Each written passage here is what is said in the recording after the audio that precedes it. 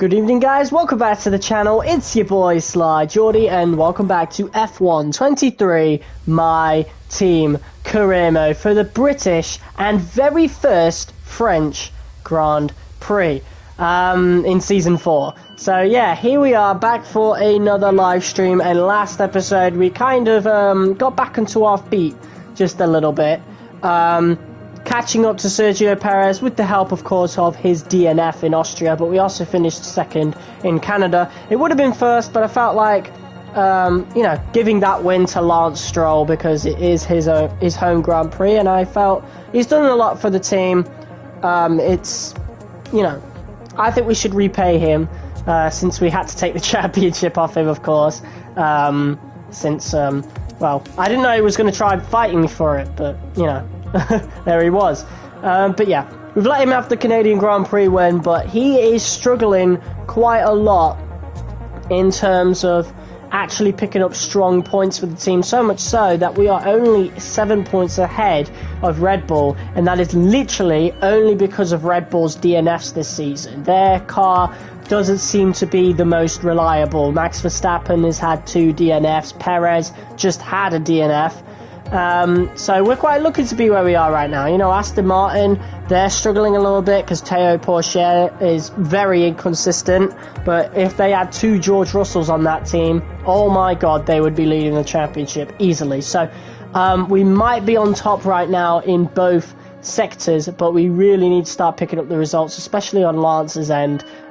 He is not doing very well this season at all, other than that Canadian Grand Prix win. So we've got the home GP next, and I've decided to go for a slightly different livery this time. We have gone with the Lemonade template, which in my opinion is the worst livery I have ever seen in a My Team career mode. But, you know, this doesn't look too bad, actually, the colours that I've gone for with it. And we've got to use it at some point. We've used pretty much every other livery. We haven't used Fuchsia yet, but I feel like we could definitely use it at some point, that's for sure. Conductive, I don't think we've used neither, or maybe we have, I don't know, but a few of these we've already used, and I just feel like we may as well use this one, and these ones feel too samey, you know. This is our usual wrap, our usual livery, Splice, and Sucrose and Marine, they just seem too similar to it, so I don't really want to go with those. And Conductive, it looks alright, but, you know, I wanted to go with something out of the box, and Lemonade is certainly that. So, yeah, that's our livery for the British GP, and we'll keep it on for the French GP as well, since it's that kind of episode. But yeah, I'm quite nervous for that, because we've not done a French Grand Prix in the career mode before. The British Grand Prix we seem to be pretty good at. We got a P2 last time out, just behind Lance Stroll, who finished P1. So it was a 1-2 for the team then. I won the race in Season 2. We did really well in Season 1 in the British Grand Prix, especially for the first few laps battling with Max Verstappen. It's one of the more memorable episodes of the series, and we ended up finishing P4 in that race. So we've been really strong around Britain. We've never finished outside of the top 5 or even top 4 on that track. So yeah, still a lot we can do there. Alright, checking the audio there, and yeah, so we've got 2 new upgrades coming in for this race. One major, one minor. A minor upgrade for the chassis, a major upgrade for the aerodynamics. So we need to see if they both come in. Hopefully they do. We got the rear floor under tray, that's on. Yes, they are both in. No failures on it. We'll have them with us for the next Grand Prix. So yeah, without further ado, we can now hop into the Silverstone circuit. Let's go. Yeah, so I'm starting to slow down on the episodes for this game now. Because I'm starting to, you know, get into other things on the channel. And to be honest, I'm getting quite bored of the My Team career mode. We might even end it by the end of the season. I don't know. No, we won't. I'll keep it going until Season 6, but we're going to significantly slow down the rate of episodes at some point. I also want to do other things within this game. I want to do a Williams Road to Glory at some point, which will be like 1 or 2 seasons, probably 2 seasons. So, yeah, we'll just have to figure stuff out. But I definitely don't want to be playing this game all the way up until the next game comes out. That's for sure. But yeah, we've got a rivalry with Sergio Perez now that is now underway. First versus second in the championship. Red Bull definitely looking like the stronger car right now. Although with these upgrades, we are now the best car on the grid. The powertrain is maxed out. That is all done. So hopefully we get some regulations at the end of the season that take care of that. But in terms of R&D, I feel like I only really want to go for one more upgrade, to be honest, and one that will push us over the line in terms of, beating the others. And I feel like I think we should probably go with that one. Could also go for the monocoque structure. Engine cover could be really cool as well, but I don't really want to do too much. So we'll do minor tyre wear, and that should come in for next episode. And that is likely going to be our last upgrade of the season. I don't feel like upgrading this anymore. I want to see what the new regulations do for next season, and we'll just save our R&D for then. So yeah, there's your vehicle performance comparison into the British Grand Prix weekend. McLaren are really starting to catch up now after their poor start to the season, although Ferrari and Mercedes are still nowhere. They are absolutely nowhere, and their drivers are literally carrying that car. Even then, they're wayward. Mercedes and Ferrari, they're both in the bottom half of the table, which is just strange. Valtteri Bottas still yet to score a point in that Mercedes, Lando's got 40, so good for him, I suppose. But even then, that's he got a P2 in Imola, and that was on luck. That was because of the safety car. So he's definitely struggling, that's for sure. Alright, so at least we don't have to worry about them. The only team we really need to worry about is Red Bull. So honestly, that's a nice breath of fresh air. But we still can't afford to relax. Unless one of the Red Bulls DNF, that is, then yes, we could relax. But yeah, it's nice to see after a very difficult start to the season, things are starting to calm down a bit with us on top. Also, rumours circulating right now, and I think they're almost confirmed. Lewis Hamilton, in real life, is joining Ferrari in 2025. That is game changing. I told you about the new parts that have come in from the factory, right? Well, they're all fitted and good to go. I hope they do the trick. Okay, let's get this set up on. We'll do a few laps on the hards, and then get done with race strategy. And then these two, I don't really care to do them, so we'll save them for quick practice. Let's get a few laps under our belt.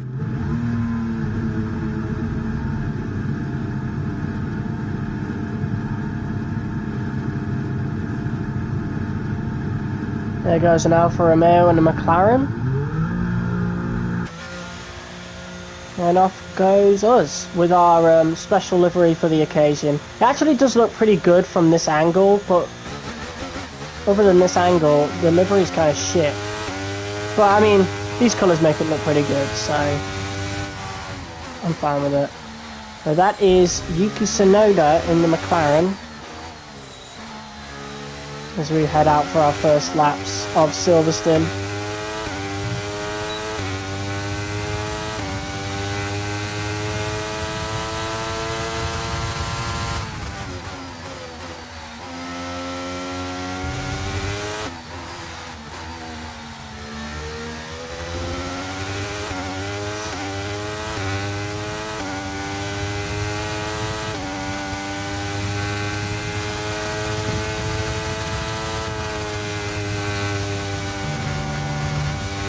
Okay, these tyres really need to start warming up.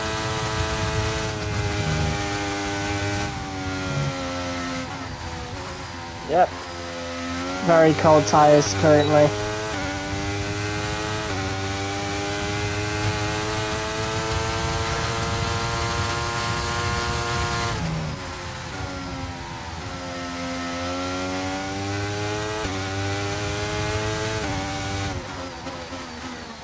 And that is Guan Yu Zhou in the Alfa Romeo.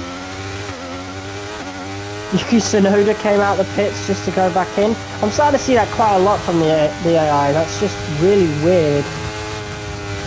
But here we go with our first lap of Silverstone in Season 4.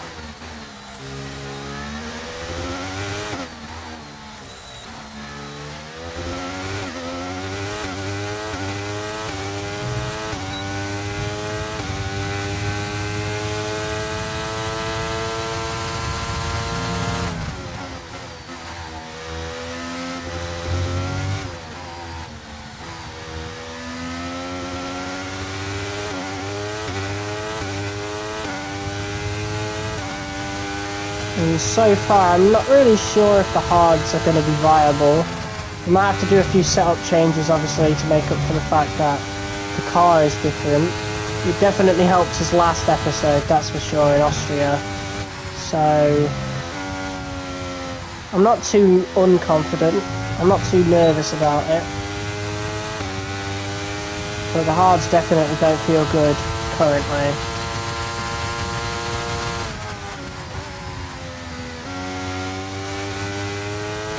Might need a...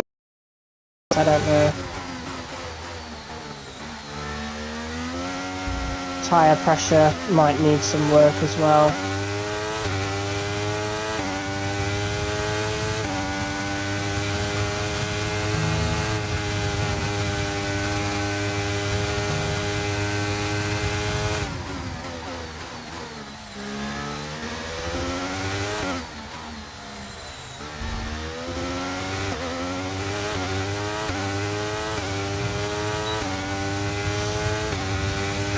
Three people watching, what's up? Whoa, bit of contact almost. I don't think we actually hit him.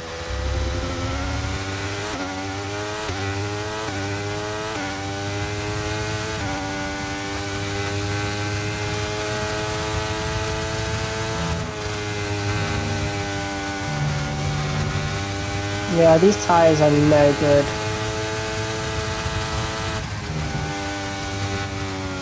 The setup might need some work. He did Maggots and Beckett's really fucking well there, so I'll take that.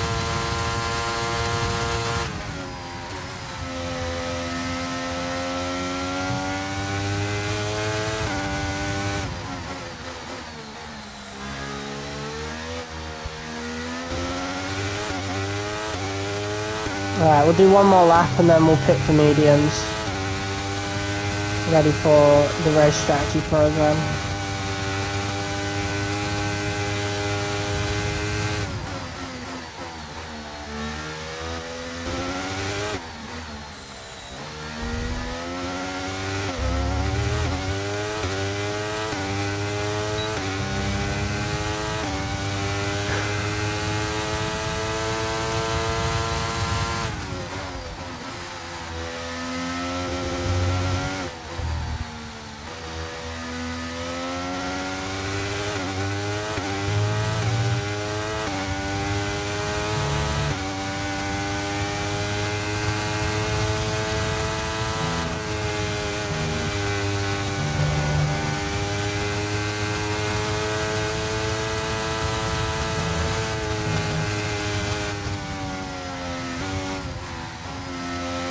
Jesus, these hards are shit.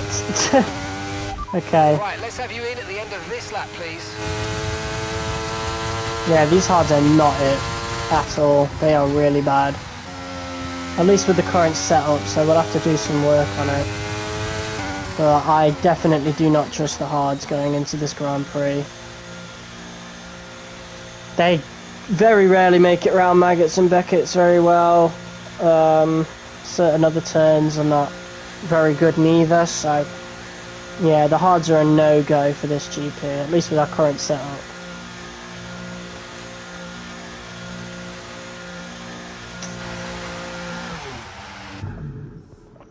Okay. Let's see what we can do with it then. It doesn't feel bad. I feel like on the mediums and the softs the car's going to feel pretty good, but I want it to feel good on all compounds just in case, you know. Lance is out. Okay. So, yeah, let's go into car setup and see what we can do. I don't really want to change too much on the wing front, but I think tyre pressure could definitely do with a similar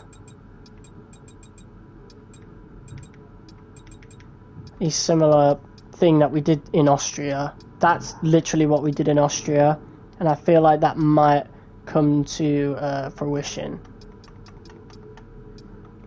So, what we're going to do for front wing aero, for rear wing aero, sorry, is actually bump it up by a couple of points. And then, that should feel better, right? Surely. I don't know, we'll see, but we're going to go do race strategy now on the mediums. Let's see how it feels.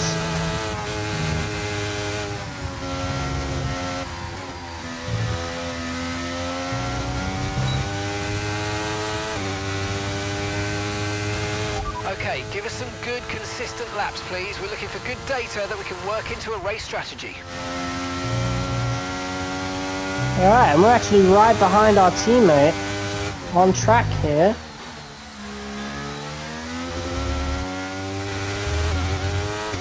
And the car definitely does feel a little better. That's for sure.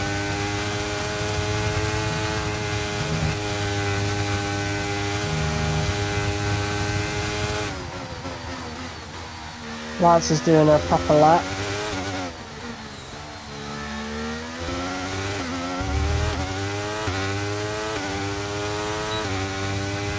So I wonder if he's doing the same program. Because he's been out for a couple of laps.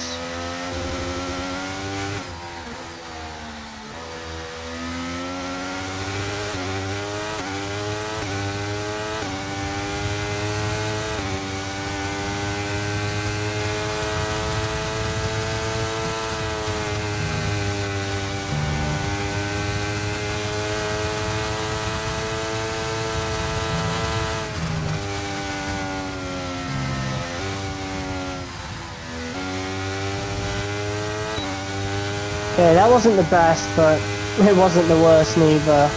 The mediums, I did say they'd feel good, and they do, so. Just need to get used to doing Maggots and Beckett's again. That's all.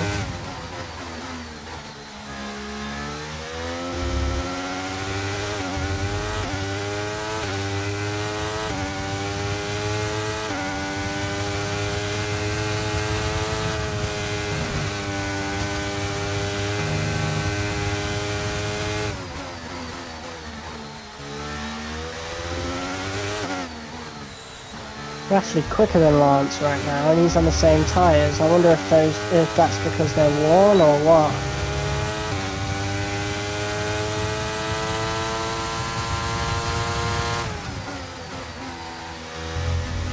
That overtake is as clean as you'd like.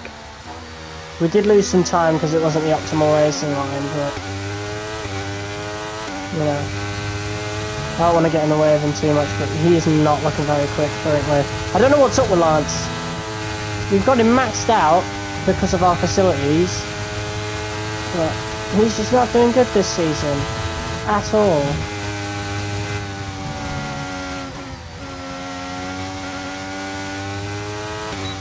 Okay, that is not good for us. So I think we're going to turn down front brake bias a little bit.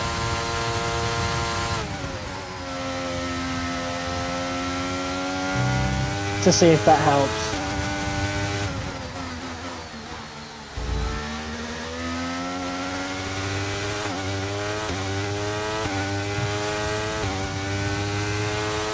Okay.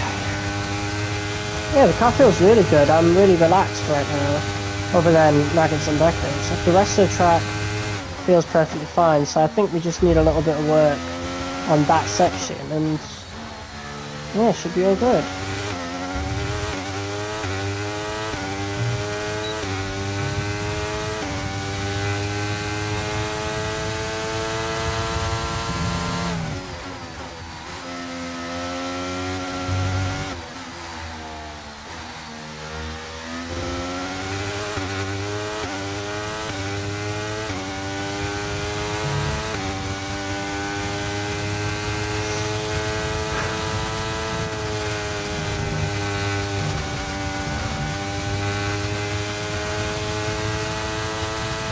Alright, let's see what we can do.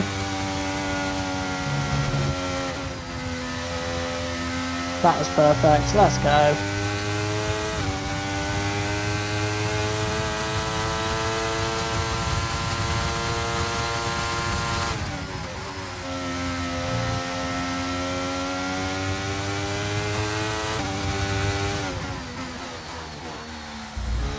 Well, I do forget to mention, but Alpine are dark horses to the constructors this season. They've definitely been creeping up there, and you can see by Gasly, like, they're still in it. So, who knows? We could start really dealing with some Alpines throughout this season. But we are essentially almost halfway through it. Especially after this Grand Prix, like, we're over halfway through the season then. Like, by the time we reach qualifying here, that will basically be halfway through the season.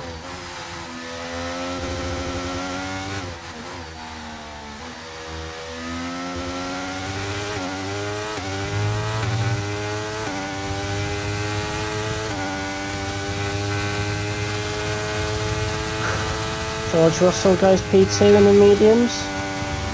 On the mediums, should I say?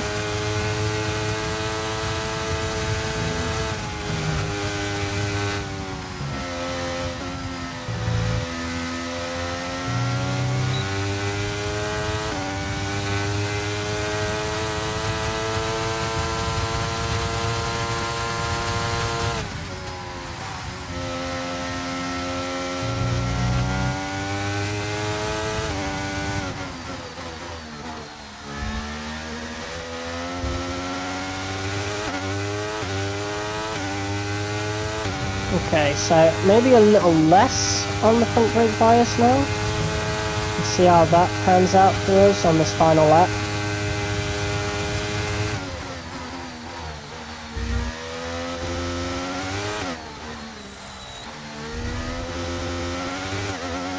I feel like more brake bias towards the rear would slow the car down faster. I don't know, but Perez is looking quick. He is on the softs, however, so I don't know, but the tyre wear feels like it's kicking in. There's a lot of understeer with this car. Hey, what's up, Caleb? I'm fine, thanks. What about you, mate?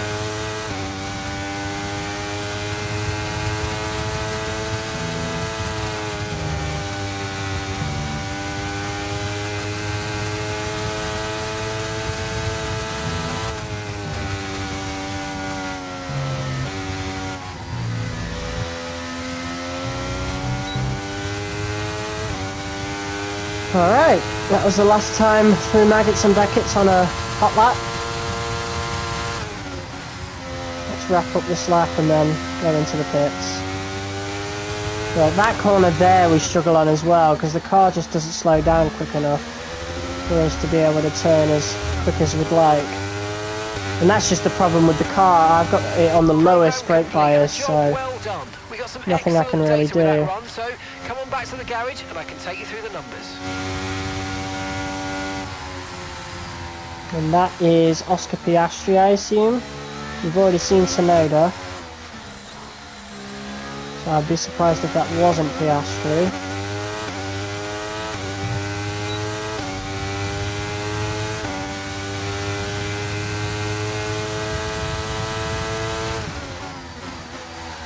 It's just so much understeer. Whoa, whoa, look at the tyre wear. Hold on. 25%. That's just after 5 laps. No wonder the hards didn't feel very good. But that's mediums, bro. How are the softs gonna feel? The softs are gonna be awful. Oh, okay. So that's definitely thrown a wrench in my plans there. Because yeah, I wasn't expecting there to be that much tyre wear around this track, but apparently so. Pitting this lap then, coming to the pits at the end of this lap. A lot of marbles are jumping onto the tyres now as well. Maybe that's a recent update to make the game feel worse. I don't know. I feel like that's definitely not that's not beneath EA, right? They want to make the game feel worse so everybody buys F1 24, right? I mean, I'm going to buy it anyway. Because there's some necessary changes that that have been made into, like the sprint weekends, for example, that I want to experience in the game. If they don't edit the sprints, I think I won't buy 24. I just want an updated version of this game. I'm quite happy with this game, just update it. Obviously, maybe add a new feature to career mode, obviously. But other than that, I quite like this game. This is my favourite F1 game that I've played so far. And since the beginning of the year, I've played 2018, 2019, 2020, and this one. And this one is my favourite. We'll be playing 2016 at some point this year as well, by the way. That's the first iteration of this modern F1 career mode, if you will. So, yeah, definitely excited to do a one-off playthrough of that. I don't know if I'll do it live. I feel like I won't. I feel like if the first... I want to do the first season, recorded, but if I enjoy it enough, if the series does well enough, then we'll do it on the channel for a second season. I feel like that'd be really cool.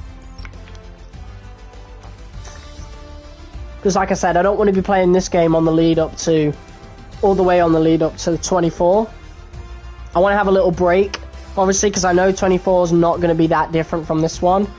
So I feel like completing everything that I want to do in 23 and then play 2016 and revisit other F1 games like 2018, 2019, 2020. I feel like that could be really cool for our videos, and that also allows me to explore other games in the meantime. Djokovic is looking quick. The owner driver and Yuki Tsunoda. Yeah, Stroll's looking really slow. He's a second off of us. God, what is wrong with that man right now? Jesus. He is struggling big time, isn't he? God. And I think his contract ends in about 20 days, less than. So I think we have to renew his contract next, or we look for a replacement. And out of everybody here, I'm not sure who I'd want to have as a replacement. Maybe George Russell, but I highly doubt Aston Martin will let him go this season, because he's doing really well for them. So, maybe Pourchaire, but Pourchaire's not consistent. Alpine are not going to let one of their guys go. They're not going to want to anyway. I suppose we could look towards McLaren, Ferrari, and Mercedes. Bottas is still yet to score points in that dog shit Mercedes this season. Norris has completely carried that team. So I'm not sure if I'd want Bottas. I don't know if I can trust him to score consistent points, especially since he hasn't scored a single one this season. Alex Albon's definitely tempting, especially since I do support Williams in real life. So having Albon on my team would be really, really dope. And I do believe he deserves better than AlphaTauri. So we've got a lot to think about, because genuinely I don't feel as though Lance Stroll is doing as well as he really should. Other than that win in Canada, which we gave him the win, so he'd earned a P2, mind you. Other than that, his best position this season has been P5, and considering the fact that we are the best team on paper, at lowest this season we were the third best team, that's just unforgivable. There's way too many times that he's finished either low in the points, like that P10, or just straight up outside of the points with the P13 and the 16. It's awful. It's awful. And I think he's nearing the end of his time with us, to be honest. I've got a lot to think about. I kind of hope it's not this episode. I want to go into the next episode, like, with, you know, some clickbait here. So it's like, oh, we got a new teammate, you know? Like, I believe we could still do that, even if we sign a new teammate this episode. But I feel like it'd be better for those watching after the streams. I don't know, though. Alright. Let's do this, then. Get these extra R&D points. So, if you're just joining us, we're not going to be purchasing any more upgrades now. I've purchased one final one for the chassis.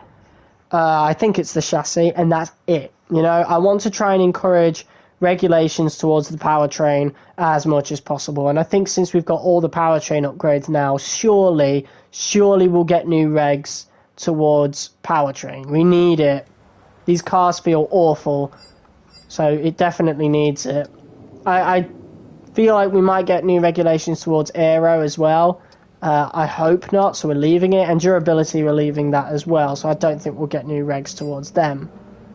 But yeah, we're bringing in one final upgrade for this season. So, yeah, this car is already pretty much done. Like, barely halfway through the season. Like, just over halfway through the season, and we're already done with this car. I'm looking forward to Season 5, bro. You know? Alright, quick practice.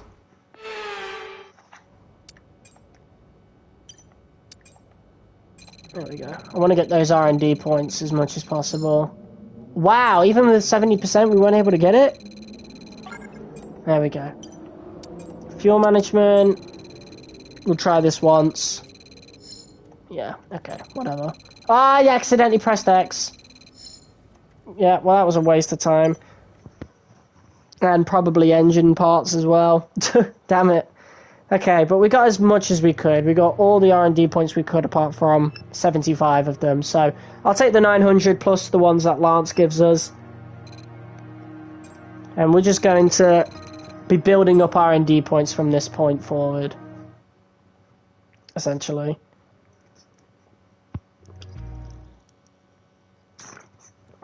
So there is a strong chance that the teams around us may bring in some major or even ultimate upgrades, and then we might run into a bit of trouble. But, you know, again, I'm done with these cars, bro. I don't like the car. This is, like I've said, this is the worst car we've had in terms of, like, controlling it. Luckily, all the other teams seem to be struggling with theirs as well, but, yeah, we're going to be in a bit of trouble very soon, especially when Verstappen starts building up his points and stuff. We've got the lead in the championship right now, but the Constructors is looking very precarious. We're only on top of the Constructors because Perez DNF'd, so yeah. Alright, without further ado, let's get into qualifying. Here we go. That loaded quick. Here we go, qualifying for the British Grand Prix. This is also going to be our first time on the softs. And judging from the tyre wear that we received on the mediums, I'm a bit afraid, to be honest. But, yeah, here we go. So, yep, nothing more we can really do. I'm quite happy with the setup. Let's go on a flyer.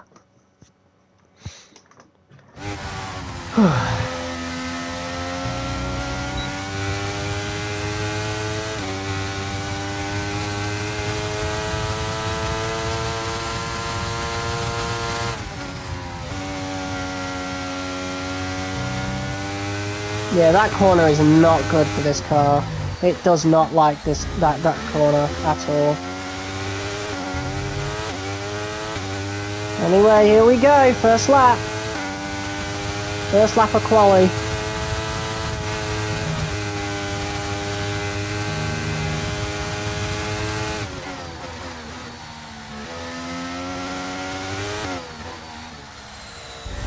Not the smoothest of laps that not the smoothest of first sectors that I wanted, but, you know, not taking the best lines.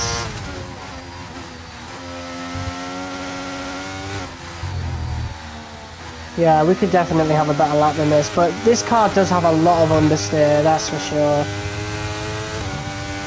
It doesn't feel awful, but I can sense the understeer is pretty bad.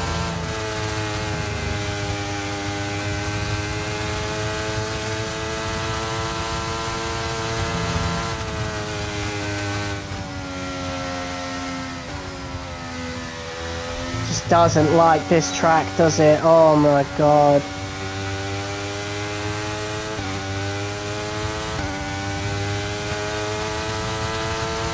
Okay, I did halfway give up on that lap, so we're going to go for another.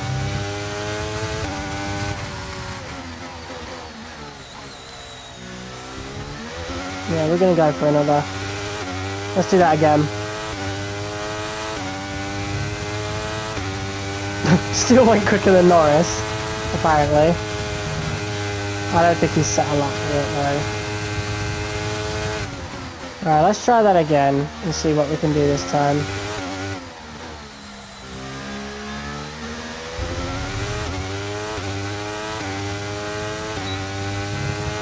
What's tyre wear looking like? Already down to 5% after one lap, that's awful.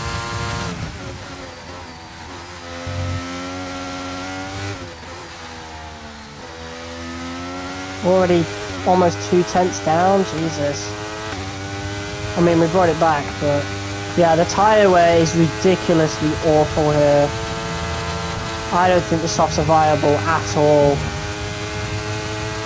It might have to be a mediums to hards.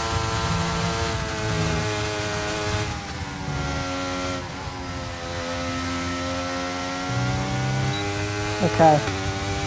That's the best we're going to get around Maggots and Beckett's, and that was a purple second sector. So we'll take it.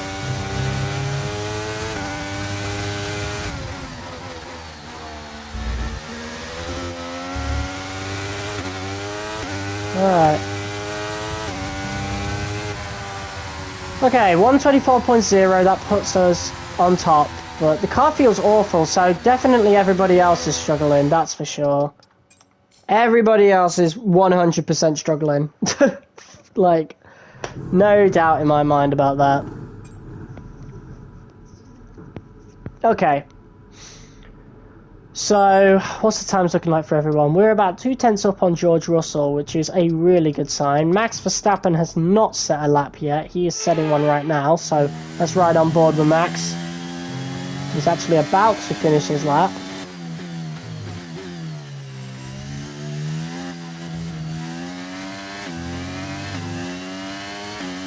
See what he does. Oh my god, that's awful. Oh my god, P15 for Max Verstappen.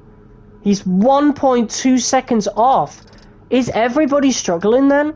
Lance is P3, so that's a very, very good sign. He's close to me.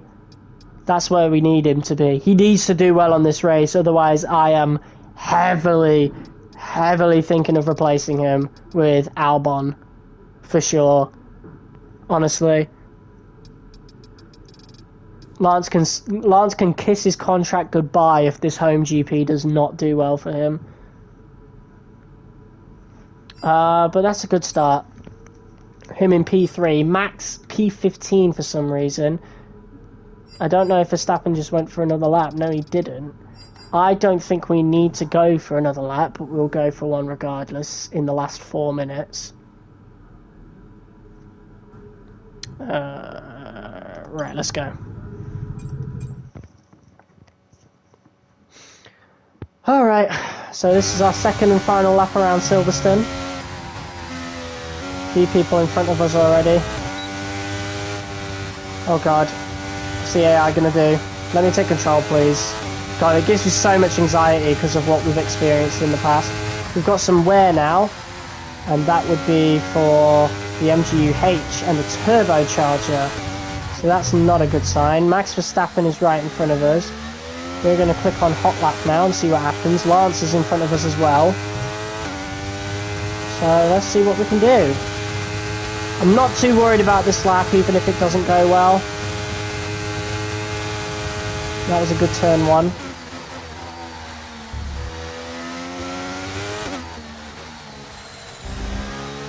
as we look to follow Max Verstappen. We'll probably be getting a bit of a slipstream. But Verstappen's definitely going to want to improve.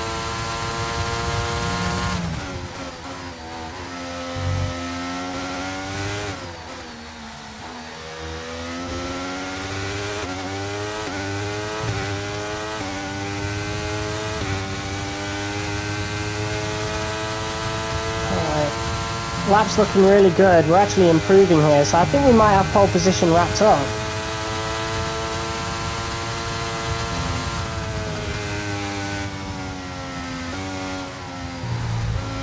God, I do hate Maggots and Becketts with this car, so never mind. We're not improving the lap.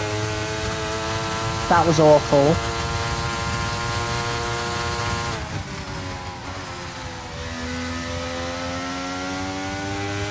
And even Teo Pourchaire, I don't want to get in the way of him. I don't want to ruin his lap. Stroll goes quicker than Piastri. Piastri did overtake for a second. Verstappen goes P5. Pourchaire goes P3. We're staying P1. So the Aston Martins lock out P2 and 3. It looks like anyway. Qualifying finished. It's time to remind ourselves of our top 3. The owner driver, Russell and Teo Pourchaire. Goodbye for now then. Alright. Just getting started. Make sure you join us again for Lights Out tomorrow. So in terms of tyre wear, I'm not sure if I really trust the softs at all. I think I'm wanting to go for a mediums to hards strategy. Because even on the mediums, that tyre wear was awful when we did race strategy. So I do not want to do softs at all. I feel like since we're P1, we can kind of defend with the mediums regardless. So there's also a 22% chance of rain. And we've had rain on a 22% chance before. And it looks like there's a 22% chance throughout the race. So it could happen at any point. So that's certainly something to keep an eye out for. That's for sure. But yeah, we're a 2-time champion, looking to become a 3-time champion. So yeah, hopefully results stay like this. It seems as though everybody seems to be struggling with these Season 4 cars, and we're just coming out on top of it. Even though we ourselves are definitely struggling, like Maggots and Becketts is definitely a big struggle for us. For sure. So there is a chance that during the race we could actually lose it there. And it's strange because in Season 3 the car felt great through there. So Britain is one of only 2 countries to have held a Grand Prix in every year of the Formula One World Championship. Long may it continue. It is a circuit of speed, history and drama. It's Silverstone. It's the British Grand Prix. Silverstone circuit is comprised of 18 corners, 3.6 miles, with DRS detection zones at Village and Maggots. Your overtaking opportunities at the end of the Wellington and Hangar Straights. You've got to be brave on the throttle in order to succeed here. Let's run you through the driver grid order for today's exciting race. It's the owner driver then in pole position, just ahead of George Russell, who starts this event from P2.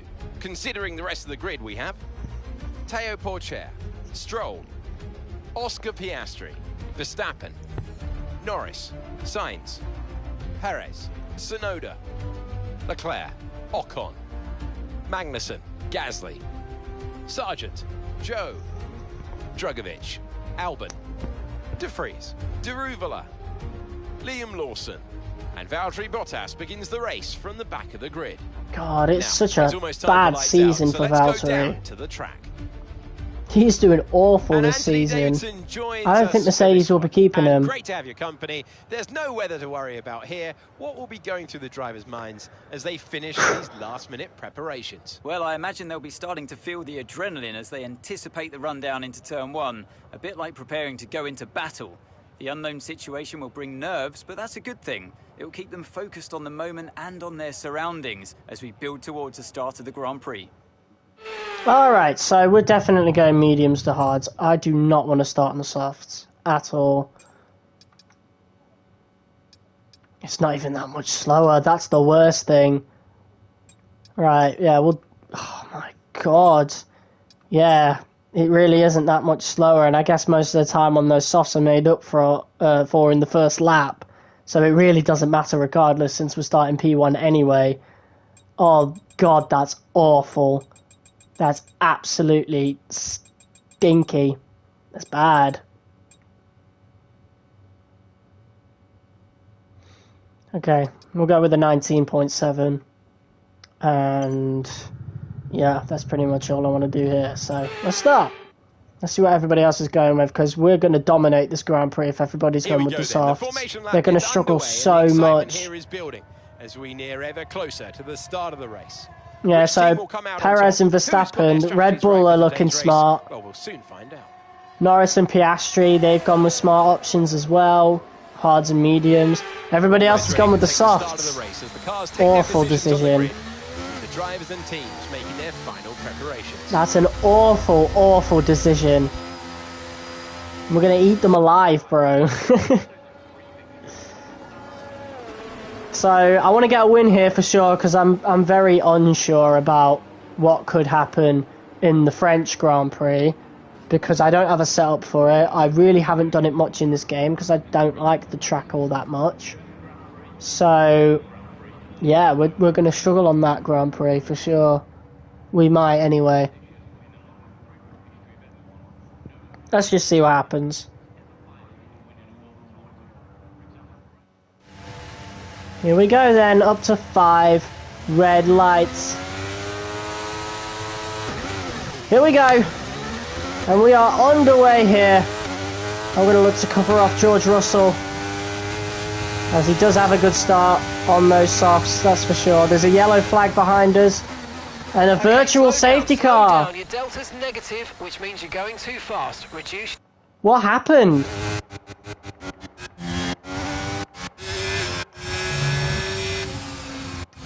Something happened behind us. Oh, it was an Alpha. Okay. Was it this one? Oh my god, was it Drugovich? Oh, it was Drugovich! So he was taking all the risks that he could.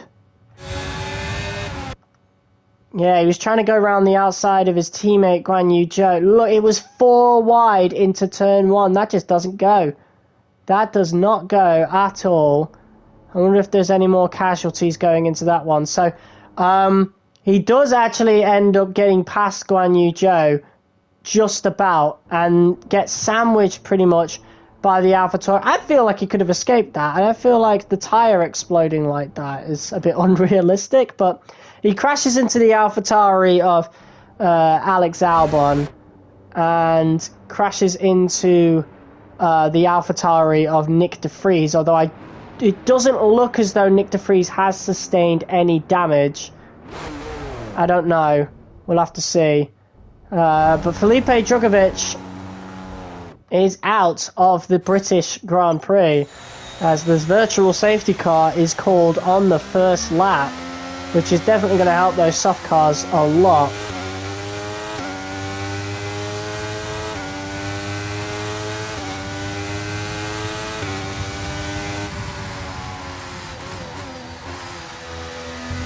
So let's see what happens here. Right, drop your speed. Our delta's too low and we're going to risk a penalty. Slow your pace immediately. Virtual safety car is ending. Maintain your pace until we get the green flags. VSC Alright, here we go. Wait for the greens. Back up to racing speed. George Russell's going to go for a move through Cops. He's caught me off guard. I've had to go wide with this awful car, and the Aston Martins have jumped me. Lance Stroll, our teammate now, looking to make the overtake. I am not going to let that happen. And we now need to start chasing after these Aston Martins. They caught me off guard completely. Lance Stroll going for a move around the outside, although we are now at top speed. I highly doubt he can make that. Oh, that might have been a collision! And it was! New strategy options if you go and check your MFD. Got that confirmed. And we have to pit. There was a collision there. And even... Oh, no!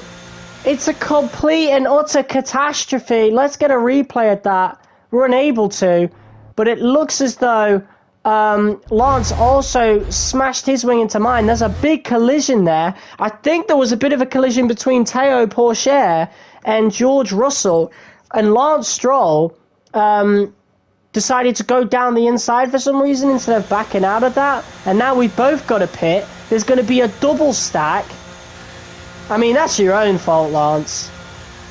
That is your own fault. I wonder if we could flashback it. No, we can't. I wanted to flashback it to make sure Lance could go first, but yeah, that is the last possible thing we would have wanted to happen in our home GP here. These mediums are already now worthless, and we are already going on to the hards, and we have got a lot to catch up to. Lance, okay, let's go now. Lance's race is done. Perfect job on the turn in there, mate. Looks like a nice stop time. We're happy with that one. That is the last possible thing we would have wanted to happen. Look after these tyres now. We want to finish the race on this compound. Oh, damn it. So now we've really got to hope that we get another safety car, because we're now 30 seconds behind the rest of the pack. And we might have to do the rest of the race on these hards. I don't know. God, that's awful if so. But we're not going to stand a chance until everybody's pit. Lance has gone onto the mediums.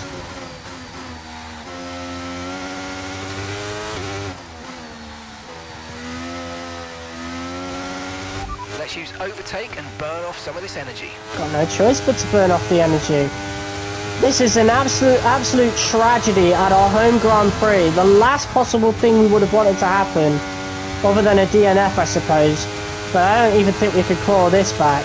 The two Aston Martins are in front, which is the last thing we want, other than Red Bull being in front, and even then, both those guys are in the points. We're struggling to drive this dog shit car through Maggots and Beckett's. It's the last thing we would have wanted. It's awful. After such a great qualifying as well, getting pole position. Just got to get our head down and get on with it, I suppose. We're already 11 seconds ahead of Stroll. That's how much time has been cost for Lance. We can use DRS when you're within 1 second of the car ahead and in the DRS zone. Awful.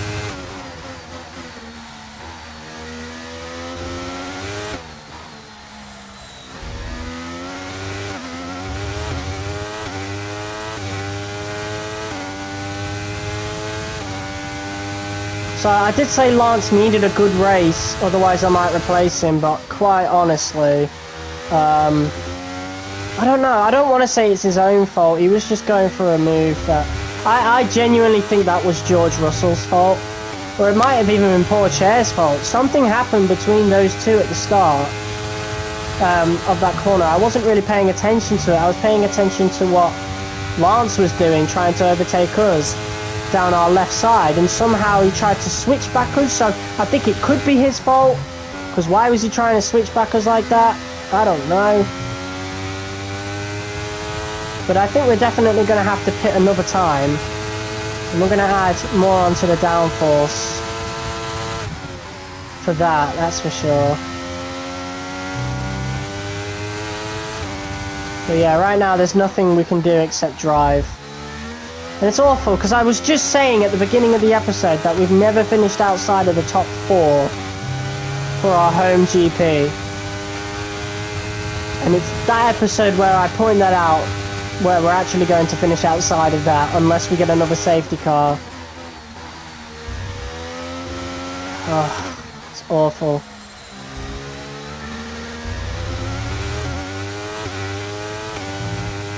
We're all the way at the other side of that bloody track. Jesus.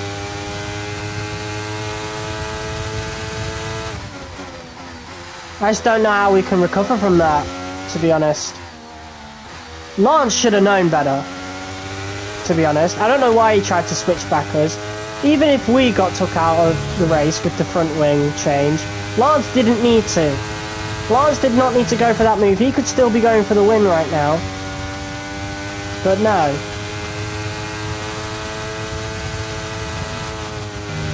I think he's out. Since he's AI, he's definitely out. Depends what's happening with the pit stops. Because he might still have to go for a 2-stop because of how early that pit stop was. I doubt he'll go the full race on those mediums. I know I'm not going to go full race on these hards. I'll be pitting for softs at some point. We've got a new set of softs ready that we just didn't use in qualifying, so that's a good thing at the very least. We best use our ERS now to just try and catch up as much as possible.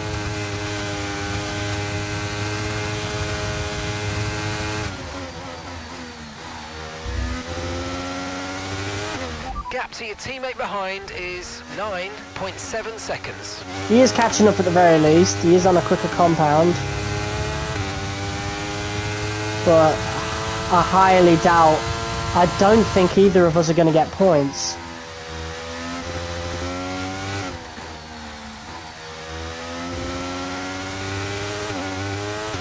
We'll have to see. But out of all the tracks this disaster could have happened on, this is the last one I would have wanted it to be on. Fucking Silverstone, the home GP.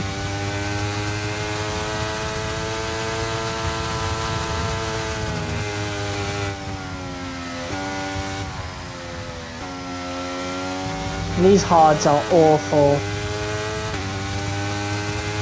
This track does not feel good at all in Season 4. There's so much understeer.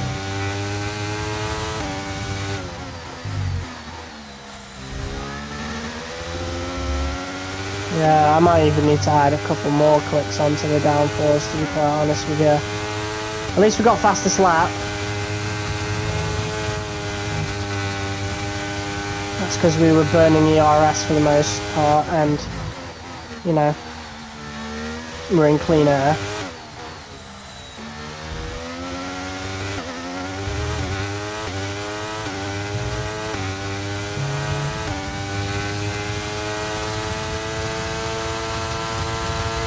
Okay, keep an eye on that gap ahead, please. 17.5 seconds. We're pulling time on DeFries quite rapidly, and I think that's because the softs have definitely started to go off. So I think that will definitely work in our favour. That is for sure. I don't know when we'll pit for softs though.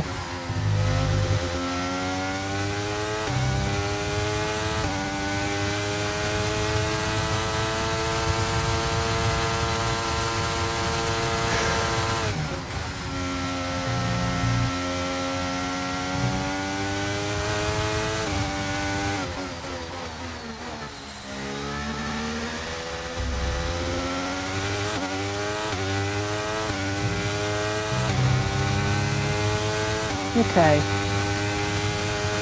I'm not worried about catching up to DeFries because he's shit in this game. But I'm worried about catching up to Liam Lawson.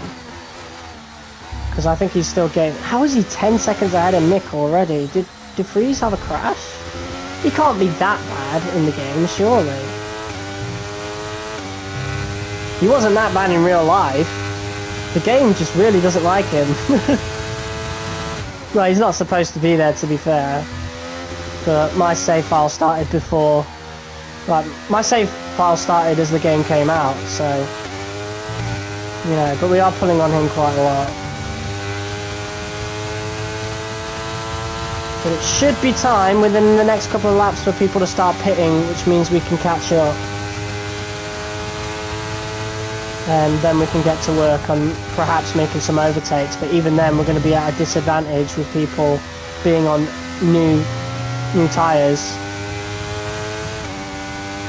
So this race is just done, it's a wrap.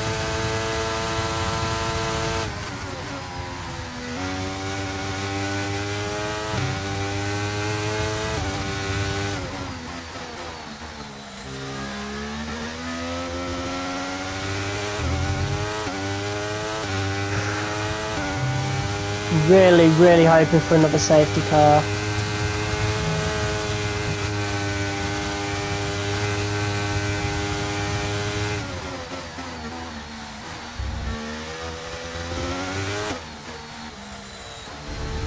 Just look at the tyre wear.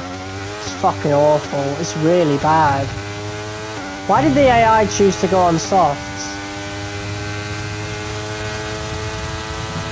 Okay, here's the gap that we're trailing the car ahead by. 10.3 seconds.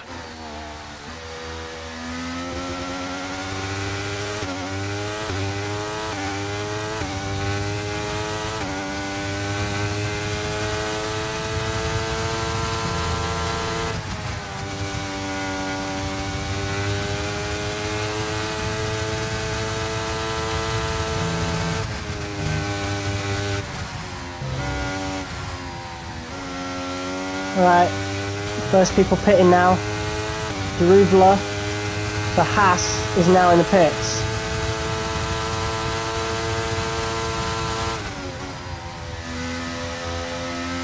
Leclerc's in the pits.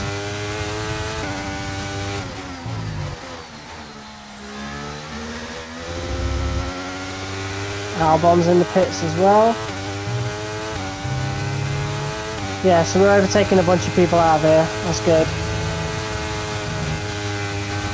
We're back in it for now. But there's only so much we can do because those guys are going to be way quicker than us.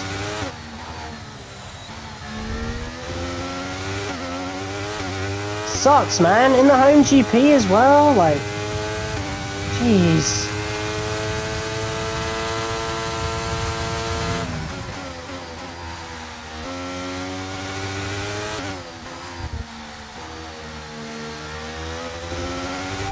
Ahead's coming to fit the mediums. Car ahead now running medium tyres.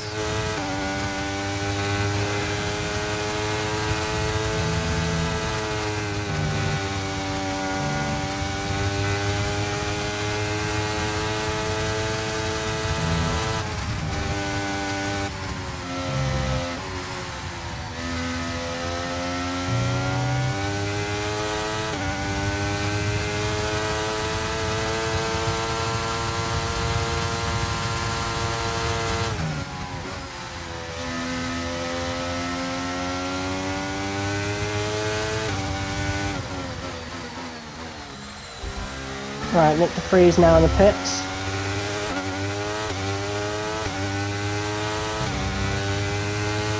Bunch of people were overtaken in the pits now.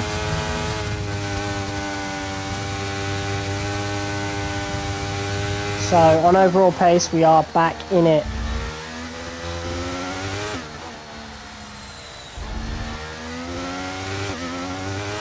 And honestly, I want to keep going until we see a safety car. Or if the tyres become undrivable.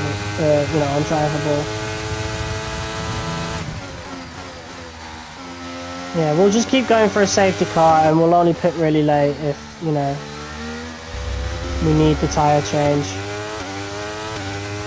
Actually, no, wait, we could actually go to the end of the GP. We've had our tyre change. Let's see what we can do. We've got a P7 right now. We maybe could salvage something from this.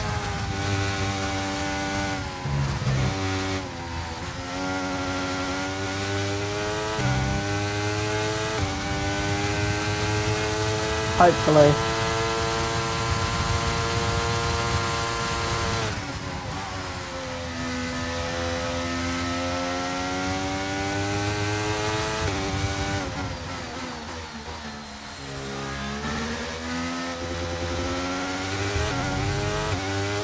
Verstappen and Ocon fighting. We're overtaking even more people, Sargent and Perez, along with Pourchaire, who started the whole debacle at the beginning, so I think we'll definitely fight him. George Russell is in the lead. He came out the pits just about ahead of Norris. So yeah, Lando Norris. Okay, so we're leading our teammate Hold on. by 9.7 seconds. Yeah, so Lando Norris is like really good in that Mercedes. It's such a shame he's, you know, that car is as bad as it is, because he's carrying that team with these amazing strategies. And honestly, maybe we might sign Lando. I don't know though, it's not going to happen. He's clearly the lead Mercedes driver. I doubt they'll let him go.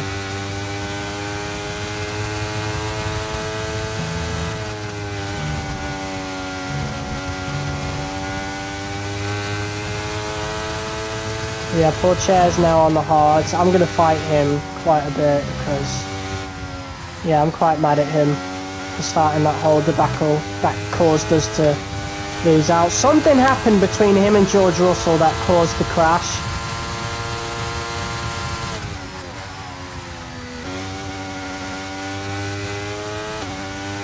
But somehow, yeah, Russell didn't get any damage. He must have dodged whatever Pourchaire tried to do. Whatever happened, Russell going as wide and slow as he did definitely put us at a disadvantage. But through goes Esteban Ocon. He has basically come out of nowhere here. He's about half a second behind us now. Where did he come from?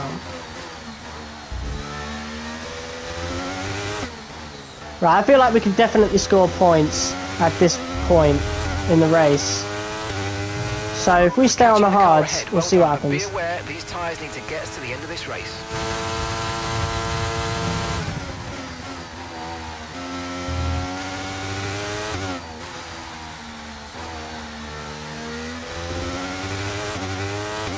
Right, we've got a lot of ERS to work with. We can salvage this. P4, we're on very, very worn hards, and they're only going to get worse. But I feel like we've got something good going here. Yellow flag's behind, yellow flag's behind! It's an Aston Martin! It's karma! It's karma for Pourchaire. After the altercation at the beginning of the race, that is karma. And at the same time, George Russell falls down to P2. Verstappen is back here. And we've got to fight them both going into this corner. Whoa, Max Verstappen! Getting very aggressive here. He smells blood. And we are running out of fuel. Oh, I love to see it. All this hot lapping has caused us to run out of fuel here. So now we've got to take some fuel saving measures. Yeah, I am really hoping for a safety car now. We can't afford to pit if we want points. Right, now we've got to keep this fuel mix up. That's us with 5 laps of fuel remaining. 5 laps of fuel left.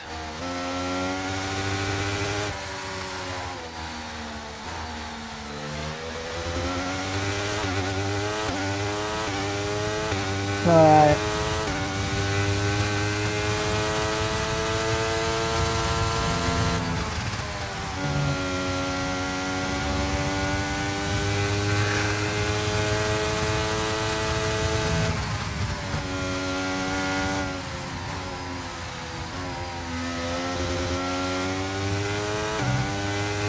There we go.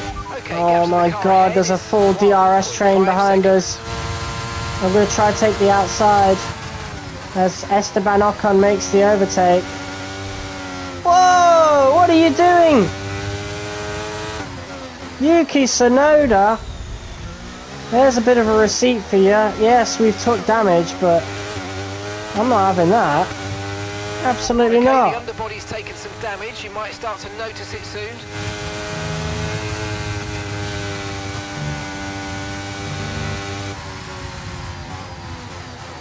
Yeah, we need to save on fuel.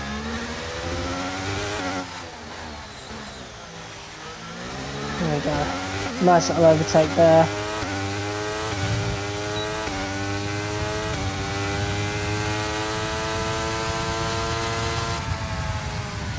Here comes Yuki Tsunoda once again, fighting with Leclerc behind us. I don't think we're going to score points. I mean, we could, but we're about to go into low fuel mode on the last lap, so it's not looking good, guys. I'm trying to fuel save as much as I can without causing detrimental progress. Leclerc's going for a very risky move when he doesn't need to. You can literally just wait till the main straight, mate. You are causing such a time loss.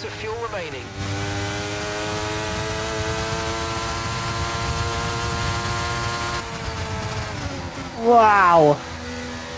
Those two, they're taking all the risks in this Grand Prix. And there is a Williams of Kevin Magnussen right there. And we are about to fall out of the points. There's nothing we could do. It was just race over as soon as that crash happened. It's completely ruined our whole race.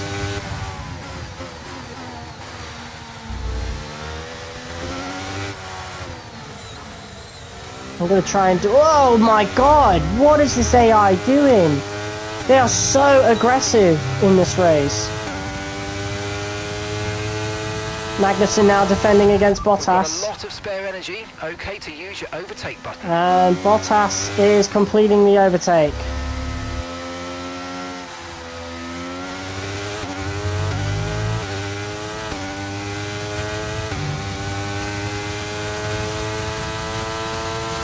I was really begging for a safety car, to be quite honest. But it's not happening. The turbocharger's on its last legs. Let's try to keep mileage on it to a minimum.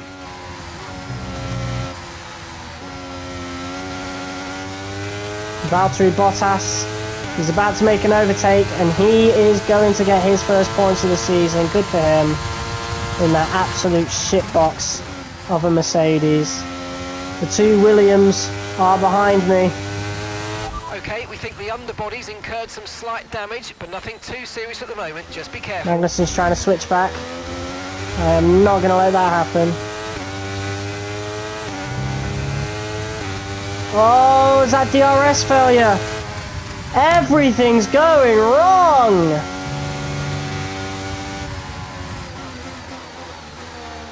Magnussen makes a good move down the inside. I'm going to respond with my own move. DRS is unavailable. The rear wing is down, so you can stay out while we work on a fix.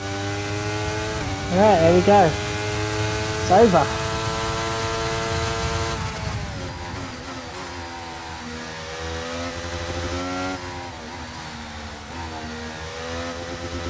And Lance is failing to make any overtakes despite having, on paper, the best car in the whole fucking field. What is he doing?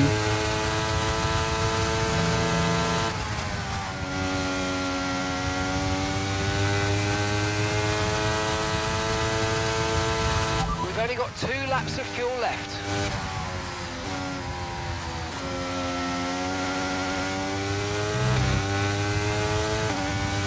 And through goes Kevin Magnussen.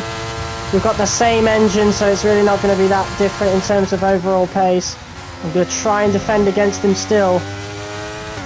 Look at that, side by side with K-Mag.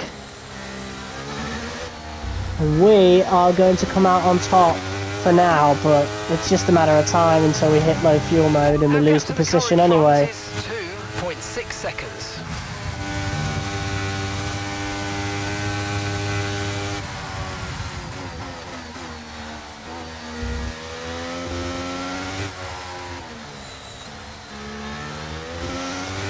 And no chance for a safety car now, so we are definitely finishing outside of the points. No doubt in my mind.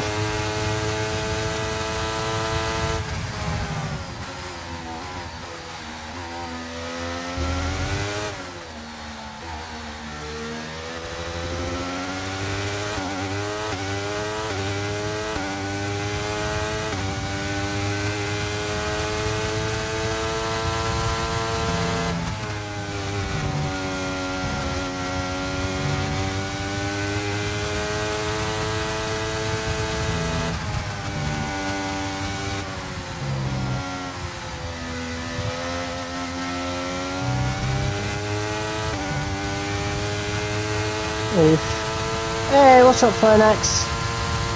You are witnessing the biggest tragedy in the series. We're lucky to even be fighting for this place, but we're losing fuel rapidly.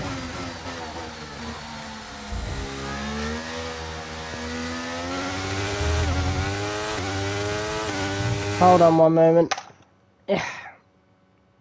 Hope you're having a good day. Thank you.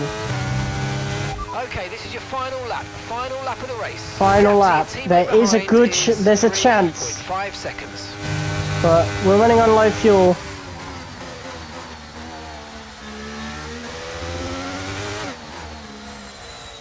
But there is a chance that maybe we could secure a single point on low fuel after crashing at the beginning of the race.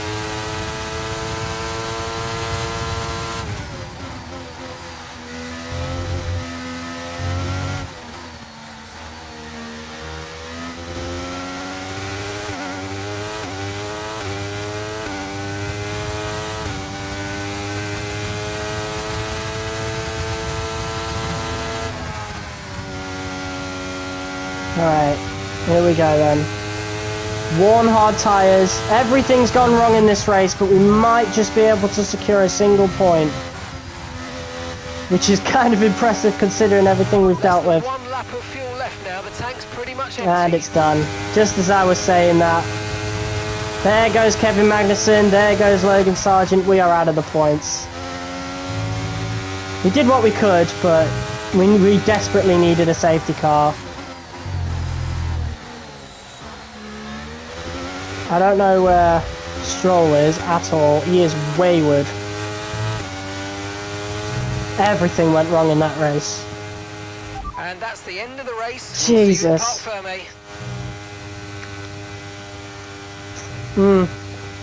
We desperately needed another safety car, but it just wasn't going to happen. Here we are then, a fantastic British Just subscribed. Grand Prix. Hey, thank you. Performance it was from our race winners. So George Russell ends up taking the win for Aston Martin. Good for him. What was, Ant, that gave them the edge over the competition today? I think a large part of the result comes down to temperament. They were able to keep their heads when Oscar everyone around Piastri them got was losing theirs, P3. and that's allowed them to get the best out of the car, to maximise the strategy, and to stay Who got out of trouble. P2? Who got P2? The Aston Martin team I'm will not be surprised. very happy with today's Nah, performance, I mean, and the final since you've result. just joined the Another channel, it would be a display of excellent surprise, but... driving and excellent teamwork. Oh, it's Lando. He is carrying that shitbox Mercedes here in Season 4, but... yeah, and Oscar Piastri carrying that really bad McLaren. The McLaren is making improvements, sure, but Piastri would have wanted to be in a title fight like he was last season with us. But yeah, George Russell. That Aston Martin looks pretty good this season, and he is making the most of it despite that first lap altercation. He was the only survivor. Pourchaire ended up getting some karma and his engine failed. And me and Stroll, we just never recovered from it. Drivers' standings. This result narrows the gap between our championship leader and the rest of the So we're still first in the standings because Perez finishes only Anthony, 6th. who would you pick as your driver of the day? There's a few contenders, but George Russell definitely stood out. Russell's I think. now in A really solid P3. drive from him today, and one I'm sure the fans enjoyed. It's time to see how things are shaping up in the Constructors' Championship. Red Bull take over as championship Yeah, that leaders. was bound to There's happen. also a strong showing from the Mercedes team today as they make their way up the standings. Well, Bottas finally scored his first points of the season for Mercedes. He ended up reaching P7. Good for him. Very soon. Good for him. Okay, right. We need to view the replay of that that first lap altercation. So if we go to the view of... Yeah, let's go to the view of Russell. I want to see... Oh, so he was first. I want to see what happened between him and Pourchaire. So Russell's leading the Grand Prix. What happens between these two? Oh, he locks up! So it was Russell's fault! It wasn't... So there was no altercation between Pourchaire and Russell. Russell locked up on that turn, and in turn basically ruined our team's entire Grand Prix. I think he did that on purpose! Isn't it a bit of a coincidence that they are in a constructors fight against us? George Russell conveniently locks up right into the path of me. Look at that. I crashed there. Stroll, he could have avoided that, I think. I think Stroll definitely... Because, look, Stroll was going, like, down the outside. And he tried to switch back us. I guess... Nah, I don't even want to say that was Stroll's fault, to be honest. Russell just completely turned right. Like... Wow. So that is controversial. Especially since Russell ended up winning the race. That is very controversial. I don't know if I don't know if I want to say that's Stroll's fault, to be honest. I don't think it is.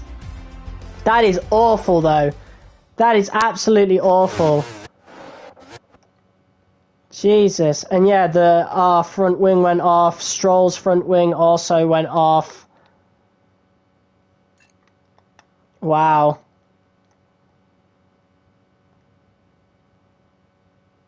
Jesus. Okay. We'll get a good thumbnail out of that though, right? Oh, that's awful.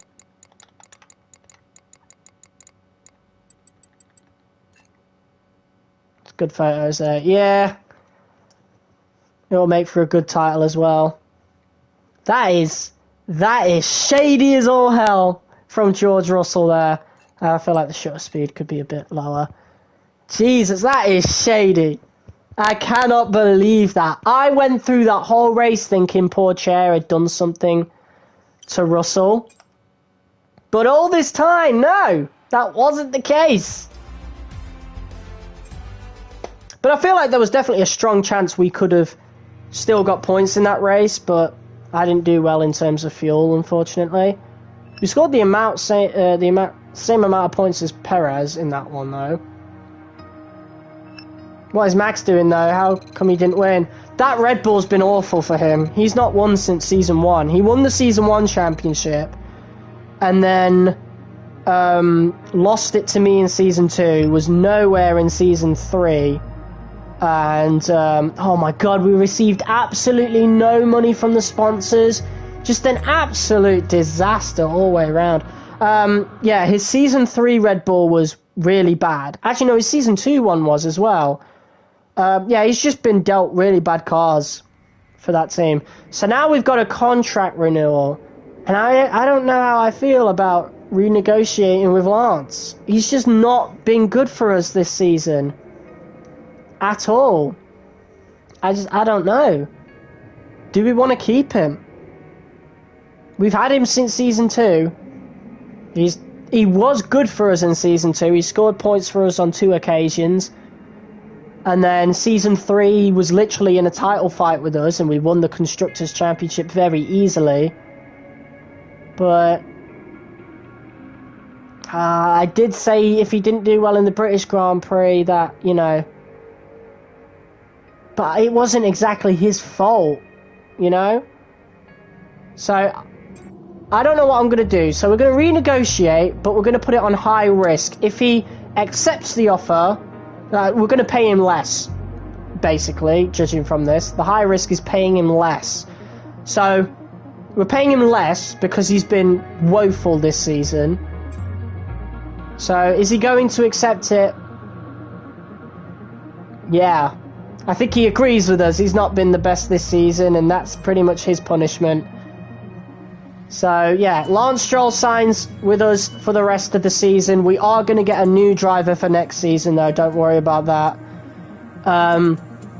But, yeah, Lance will be getting another chance going into the rest of this season. So, we are now officially halfway through the season. And next up, we've got our very first French Grand Prix. We haven't had one at all this season. This series, so it's definitely something different. We've got a durability and a chassis upgrade coming in. So that durability one is one from the manufacturer, I assume. Yeah. So Mercedes is going to give us a durability upgrade.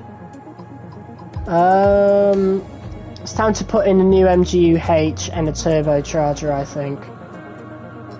Yeah. So, new parts there.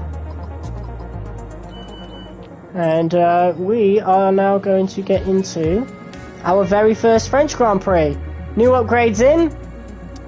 Awesome. And now we're in. So, returning to the French Grand Prix, this is going to be the first time we've done it this season. We're doing no more upgrades this season apart from that final chassis upgrade coming in on the 19th of July. So... yeah, we're just saving our resource points for next season now, because I've already given up on this car. We're just going to salvage what we can from it, and hope we get new regulations for the powertrain, because it just makes the car handle so bad. Alright, let's go into the race weekend. First time driving around French Grand Prix. What is your mosted track? What do you mean by that?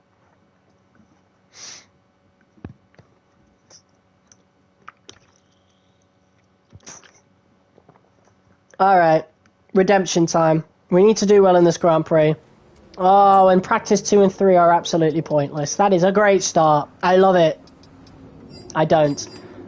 Okay.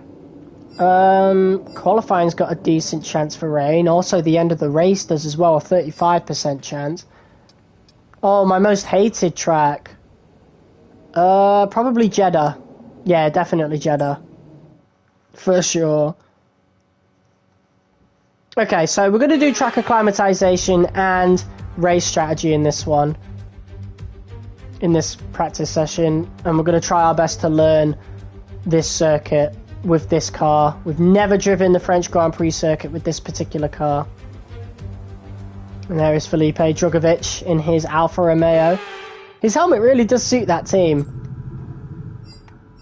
Alright, so car setup. I played this track on multiplayer the other day, and I found my Austria setup is quite... it's suited to it, so we'll go with the Austria setup. And the tyres, we'll put these down as well. Back down to here, just like we did for the Austria Grand Prix. In terms of everything else, though, we'll just see. We'll feel our way around the circuit. Let's go. First time driving out. Don't push the car just on yet. the Track is still green. circuit Try Paul to take it Ricard. easy for the first couple of laps. I understand it is quite hard. Yeah, I've tried to do my best on Jeddah, and I'm actually pretty good at Jeddah outside of the career mode. But with this My Team car, man, with certain upgrades and lopsided upgrades and stuff, it just ends up being undrivable, like this season. Yeah, it is better. You really need good grip. Yeah, we'll see. Anyway, here we go. Our first laps around the French Grand Prix circuit in this series. It's took us 4 seasons, but we are now at the French Grand Prix. Definitely not one of my favourite tracks, that's why we've not put it in any season thus far, but we've got it here and we'll see how it feels, you know? If it feels good, we might keep it for next season. Anyway, here we go. Let's see what we've got.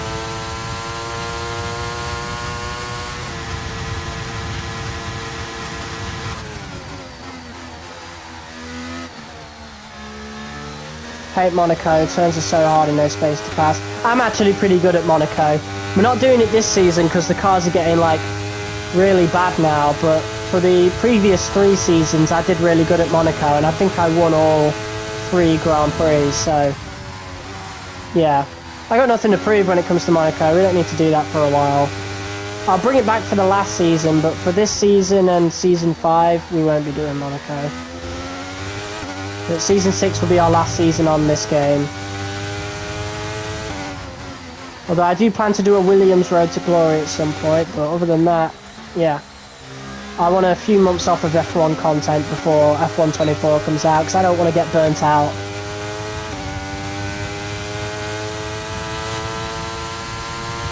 Here we go.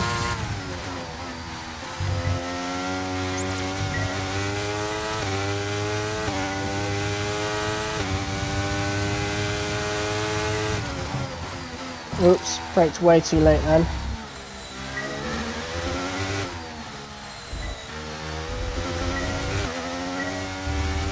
It's really good, bit jealous of you. Okay, DRS zone. Yeah, I was quite surprised with how good I ended up getting at Monaco on this particular game.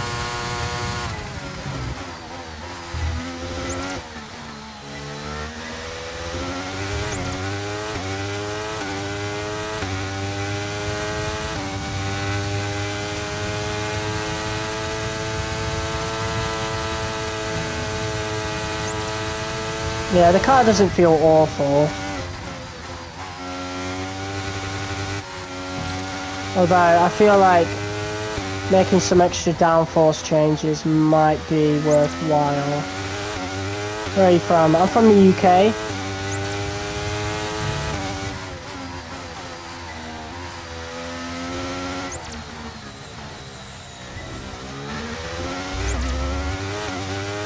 Right. That was a decent lap. Certain sections of the track we definitely need improvement on, but other than that, not too bad.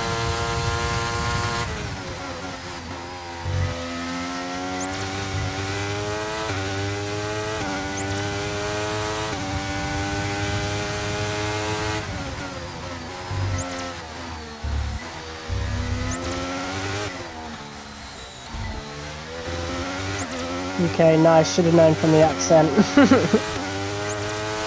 Yeah, I get that. I'm from India. Oh, cool.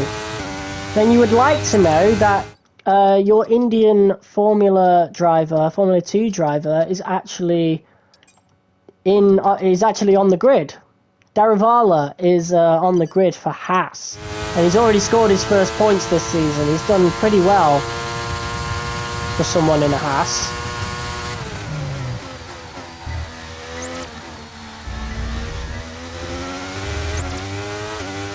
All purple so far, so not too bad. If we can get it all purple, we'll be ending the program early.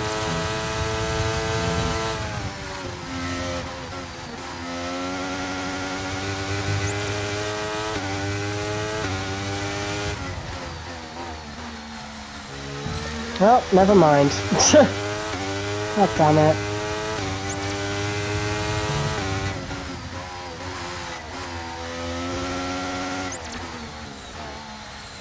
A little extra downforce might go a long way.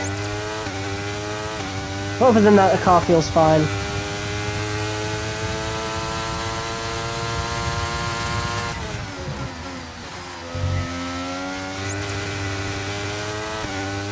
I guess you will be having good competition.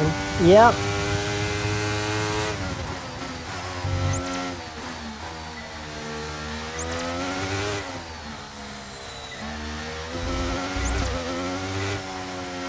This season, the Aston Martins and the Red Bull seem to be the best. Well, in particular, it's just one Aston Martin that's really good. Pourchaire's really inconsistent, but Russell's pretty good. Russell's always been good for that Aston Martin team. And then Red Bull, if they can just get their reliability concerns out of the way, they'll be winning the championship. They'll be winning the Constructors for sure. Lance needs to book his ideas up, otherwise we're going to lose the Constructors to that team. In terms of the drivers though, I think I'm doing pretty well. All I've got to really worry about right now is Perez, but Verstappen is making a comeback after his DNFs in the first two races.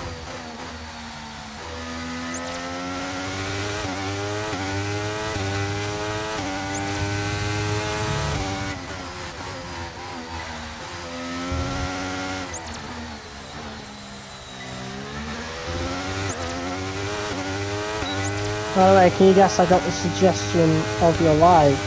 Oh, I was put on the recommended. Okay, test complete, and that was a really good job indeed. We got a On lot your of recommended? valuable That's information dope. out of that. Well done. Sometimes I think I've been shadow banned sometimes, right? I don't know though, my views have been like really good in the past month. It's been great.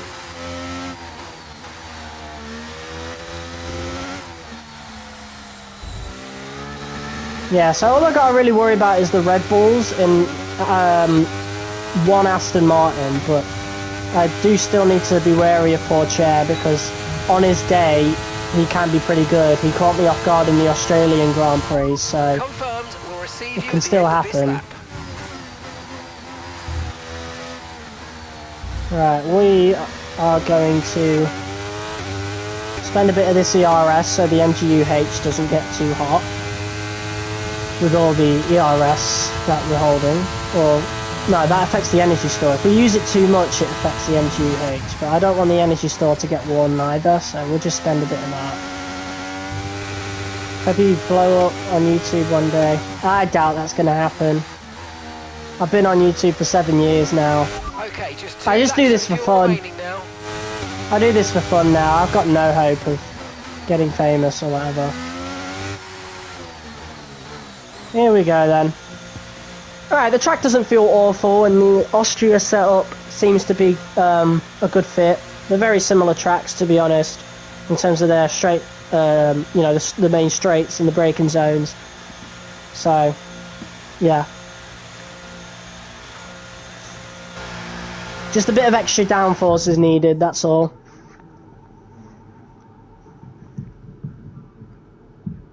I wonder what tracks we're going to have in the next game. Obviously, we're going to have all the tracks that are on the calendar, of course. So certain tracks like China will be staying, but will France and Portimao stay? Because they're not on the calendar, but they put them in as extra tracks for this game. Will they stay? Will they add any like new tracks? I would really hope. I'd really love to see like the you know, the Nürburgring, the Eiffel Grand Prix that was in 2020. Hockenheim would be really cool to see back. They can do it. They just have to upgrade the textures from F1 2019. Vietnam, they could bring back the Vietnam circuit from F1 2020.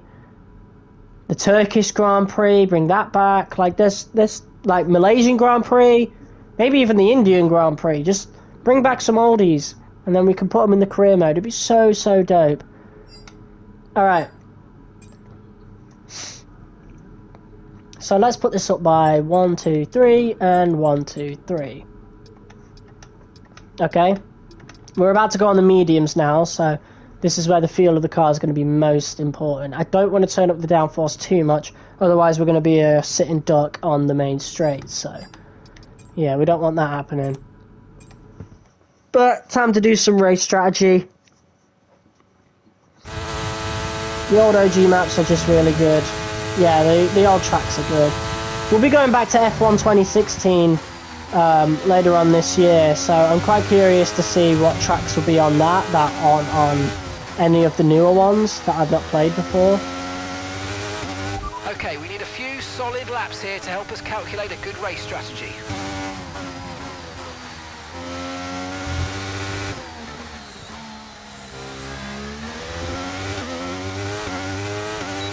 Alright, let's go.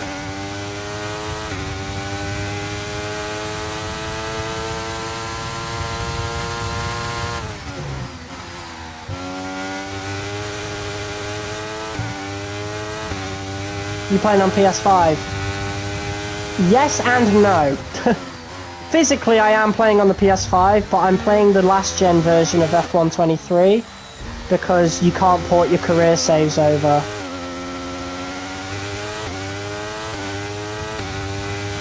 Lost control of the car a little bit there, so we'll use the ERS to make up the time.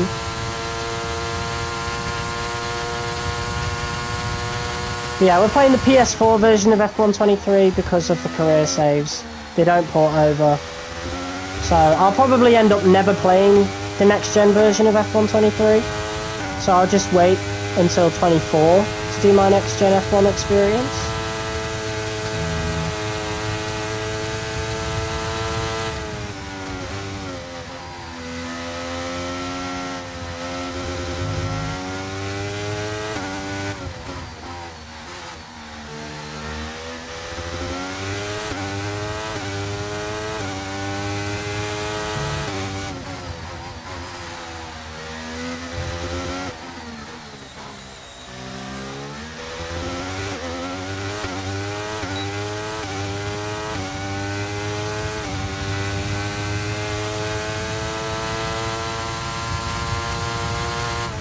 Yeah, that was the fastest lap of the session. And I could go even quicker than that because, you know, we did slip a little bit at the end of the first sector. Can't get a PS5, the only F1 game I play is the mobile version. Apparently there's a career mode on that. I've never cared enough to find out, but apparently there is.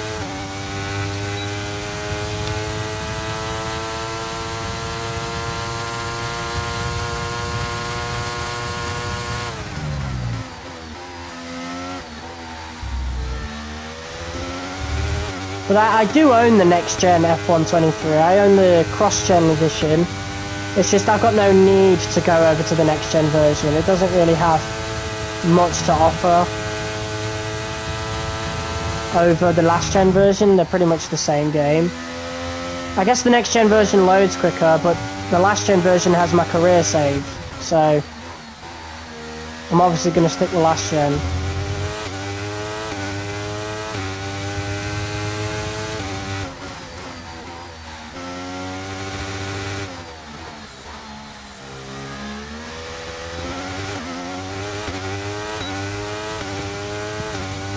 Actually there is, but it's just really hard. What, do you not get to like set the difficulty?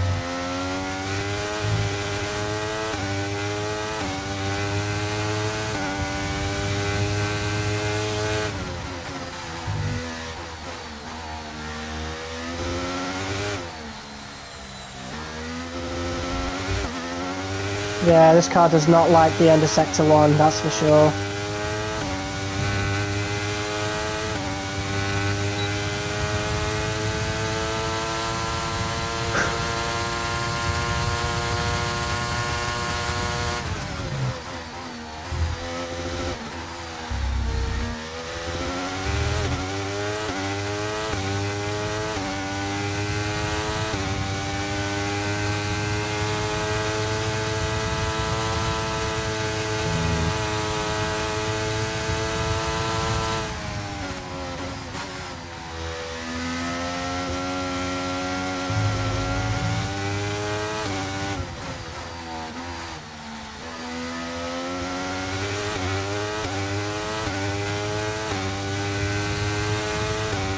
It's hard because you have to have the car itself, so I was losing. So I bought the Mercedes and guess what? Max wind all the time. Womp womp. Alright, here we go, crossing the line. That was half a second slower apparently, wow. That is a lot. We'll have to check on the tyre wear. Not bad, so it's not nearly as bad as the British Grand Prix tyre wear was. At the very least. But I have no idea how well we're going to do here. I mean, we can judge from the time at the side that we could do well. Because again, we know that we're not the only ones struggling with these Season 4 cars. The AI is struggling with it as well. But who knows, we'll have to see.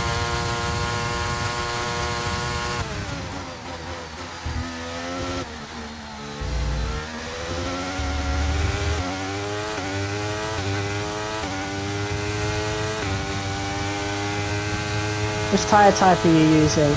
Mediums? I thought that was obvious.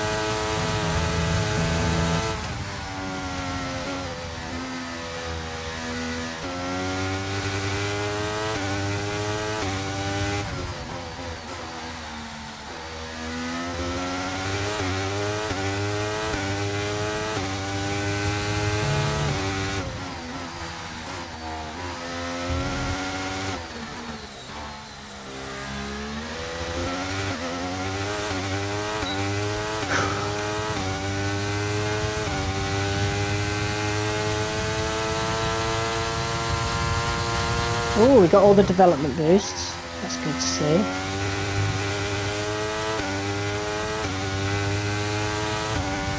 We might need a little more downforce, to be honest.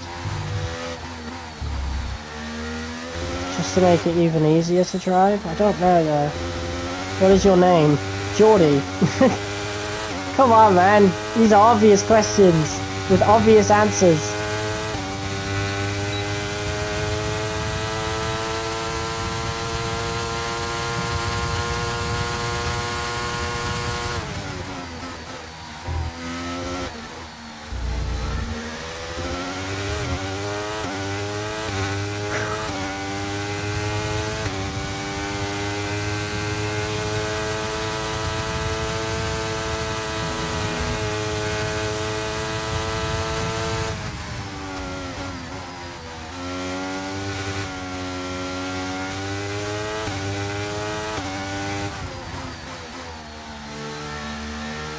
No, just confirming. Okay.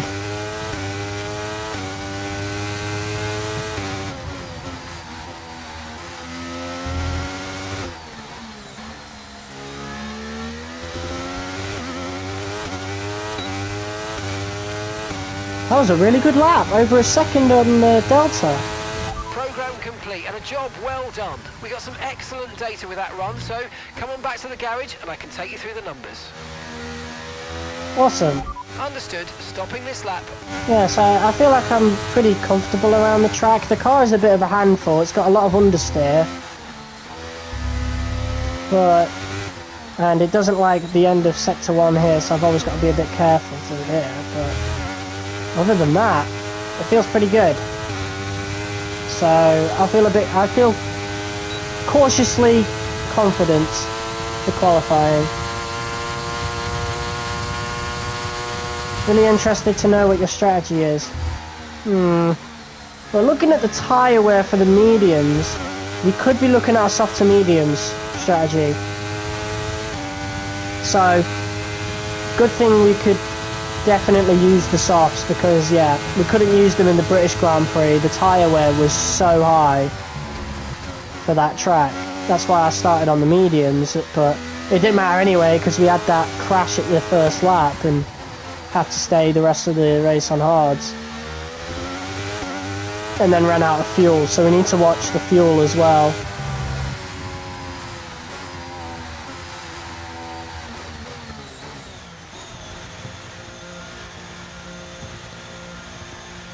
But yeah, for free practice we're pretty much done now. So we'll skip straight to qualifying. In terms of our driving anyway, but I'll still do the quick practice because we need the resource points.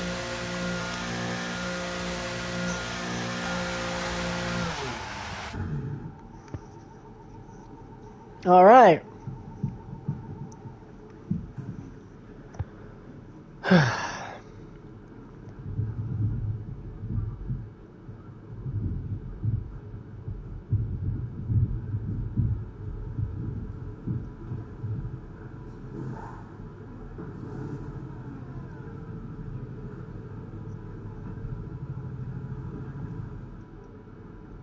Better not talk about that crash, it was match fixing for sure. Yeah, I did not think that was Russell's fault, but yeah, he locked up and went straight into us, and then Lance decided, well, Lance saw the opportunity, I suppose. I don't think he would have expected it to turn out the way it did, so. Yeah, it happens. Honestly, we've been quite lucky in terms of avoiding crashes this season. Hell, I've been overusing the flashbacks a little. I don't want to be overusing that.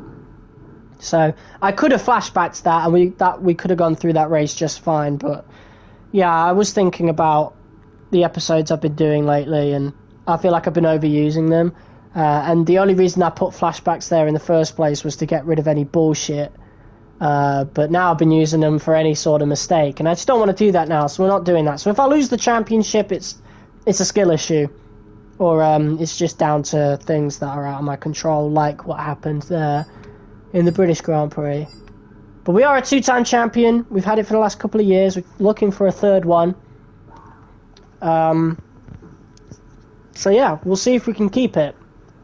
I feel kind of confident for it, but I don't think we're going to keep the Constructors. Not at all. If Lance keeps performing the way he is and Red Bull keep improving, then we're losing the Constructors for sure. Oscar Piastri, Norris, and Teo Pourchaire. I'm going to see the full race. Yeah, definitely. Alright. So, let's do quick practice and get these resource points. Which is only the ones in ERS management, so we've got the ones for the other ones. Alright, that's it. I mean, we've got other things here we can get, but I'm not going to waste our engine at all. I'm really good at saving our engine parts. I've been good at doing that since Season 1, and I'm trying to continue that.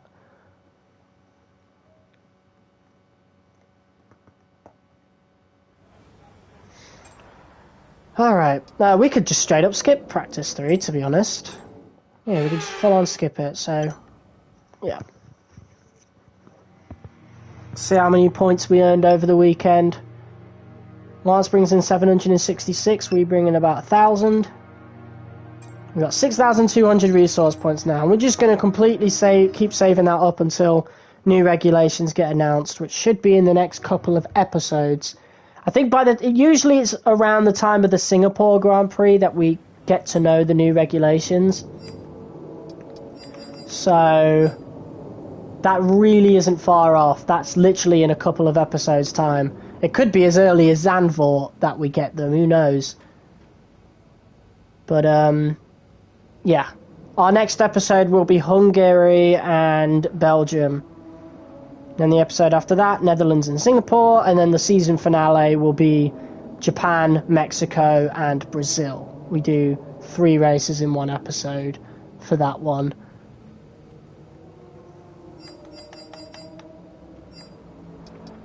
Alright, short qualifying. Let's go. 18 minutes of qualifying. Let's see how well we can do on the softs. Hopefully it doesn't rain, because I think it did say there's a chance of rain. And looking at those clouds, it might be. I don't know.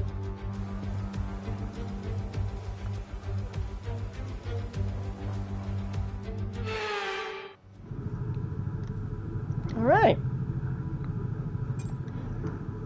I did say I wanted to add more downforce on, but I'm still unsure about that.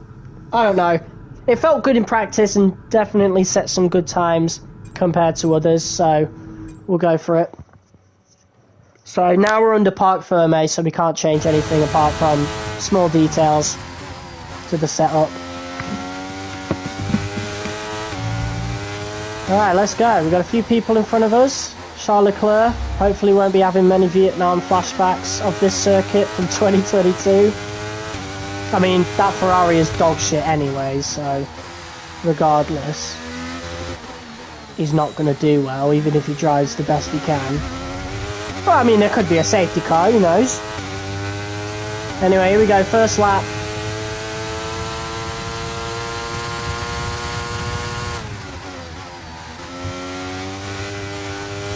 Went a bit wide there at turn 1. Not the greatest, but not the worst neither.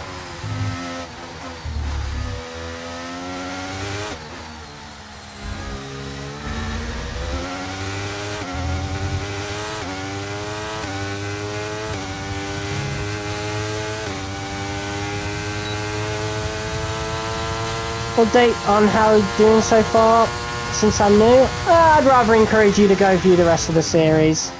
Gives me more views and helps the channel. So yeah, you can find the playlist and scroll through. You know, I'm not asking you to watch them all, but you can definitely scroll through and get the gist of the history. But I think we came 7th in the championship in Season 1, won the Drivers' Championship in Season 2, won the Drivers' and the Constructors' last season, and now we're in Season 4. And I'm going up until Season 6, and then that's the end of the series.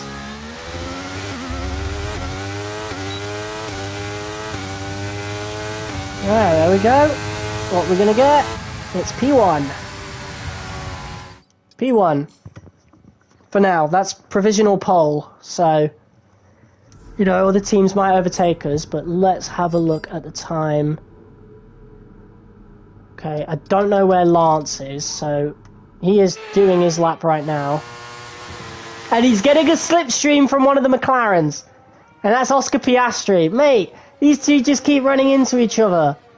Of course, Oscar Piastri was the 3rd championship competitor last season.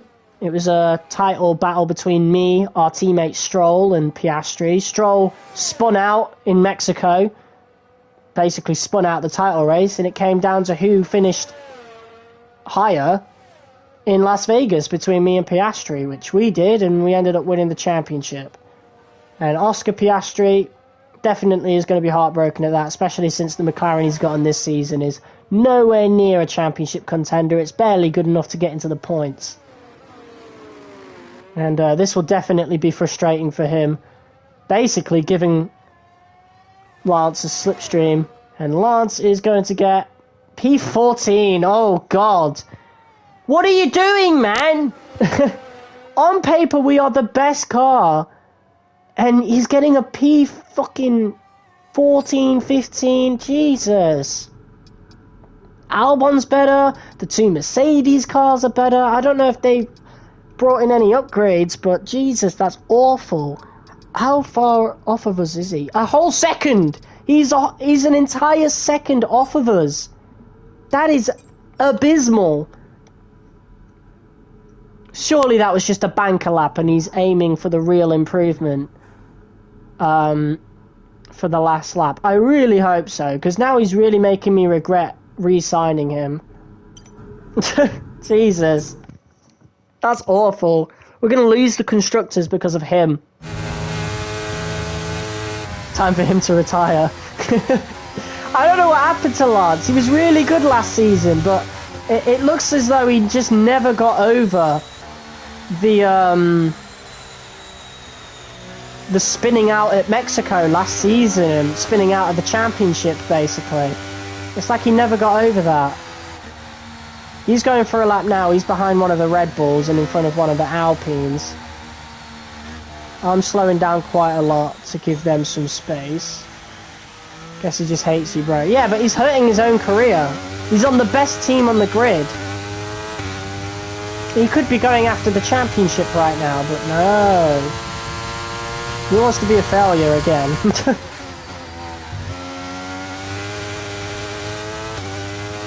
Right, quicker through there, obviously. I did say we went wide on the first lap.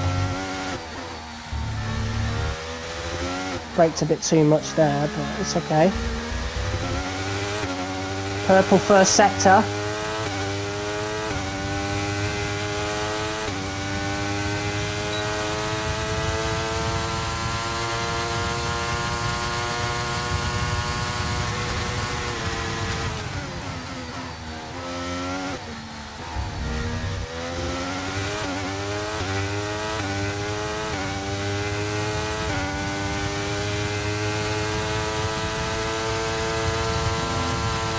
Yuki Tsunoda goes quickest.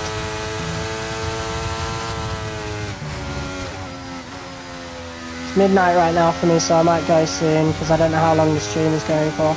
Oh, only until the end of the Grand Prix, bro. I do 2 Grand Prix per episode, so you can stick around to watch the race, and then that'll be the end of the stream, basically. We're down to P6. You've got to hope this improvement is enough. We're up by about 3/10, almost 4/10. What's it going to be? Okay, good job, mate. Really, really P1, well done. pole position. Drive. Bring it home. Pole position for our very first French Grand Prix. That is amazing. Let's go. I had a feeling we were about to get beaten then, but no. How close was that? Ready for tomorrow's race, but before we begin, oh, very close. Oscar Piastri nearly beat us. So McLaren are looking pretty strong here. Aston Martin will once again be disappointed with Pourchaire, especially considering Pourchaire qualified in the top 5 in the British Grand Prix. That's what I mean about Pourchaire. He's just so inconsistent.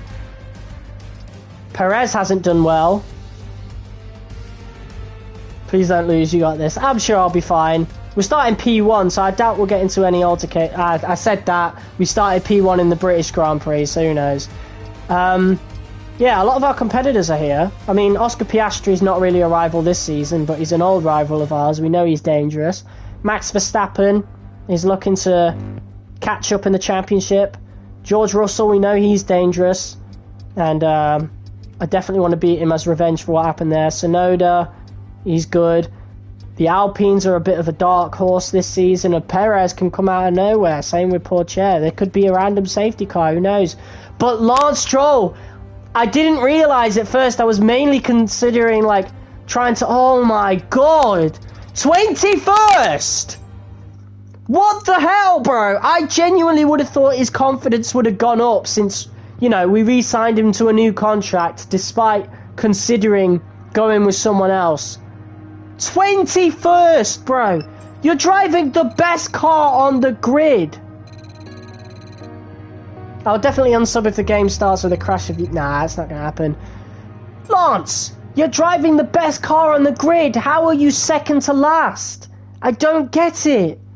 I do not understand. He must have gotten in people's way, or he must have, like, encountered some traffic on those quali laps, because that is awful!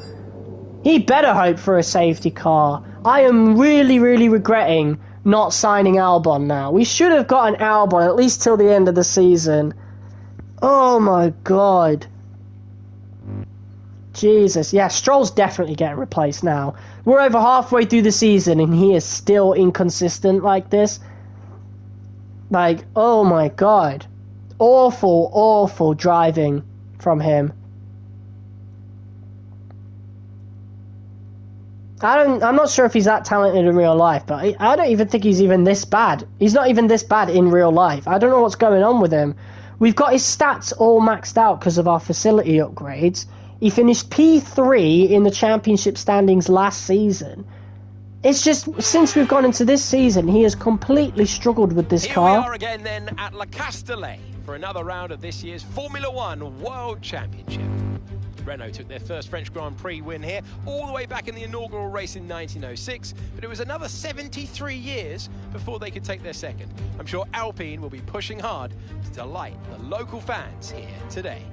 A lap of Paul Ricard then consists of 15 wow, their own Grand Prix and they've only won it twice. Jesus. Miles. Drivers will need to position their cars carefully on the exit. Because he was like, I'm done, bro. It's time for my retirement. Right-hander at 11. Oh, Watch God. out for potential overtaking action at the end of the start-finish straight and into the heavy braking zone of turn 8.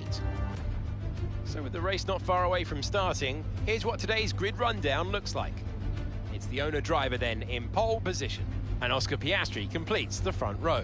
As we continue through the rest of the grid today, we have Verstappen, Russell, Tsunoda, Gasly, Leclerc, Sainz, Perez, Ocon, Bottas, Teo Porcher, Drugovich, Magnussen, Albon, Liam Lawson, Norris, Sargent, Joe, Deruvala, Stroll, Wait. Nick De Vries. I don't get to either. I work now. Lights out just moments away.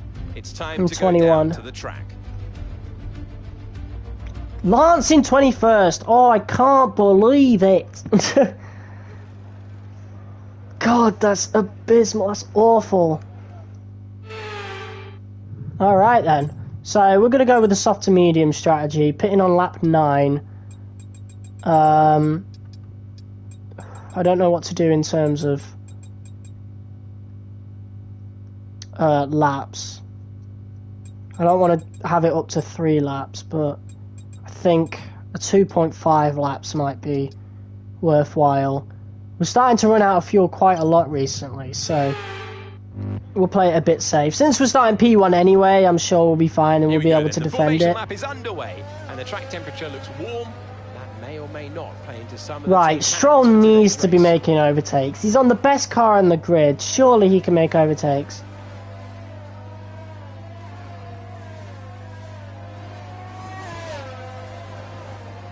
Not so good in F1, but why is the car in front? What do you mean? All the cars take their positions on the grid. The teams will be hoping their strategies pay off for them. Oh, the safety car. Yeah, that's usually there. And which teams have got it horribly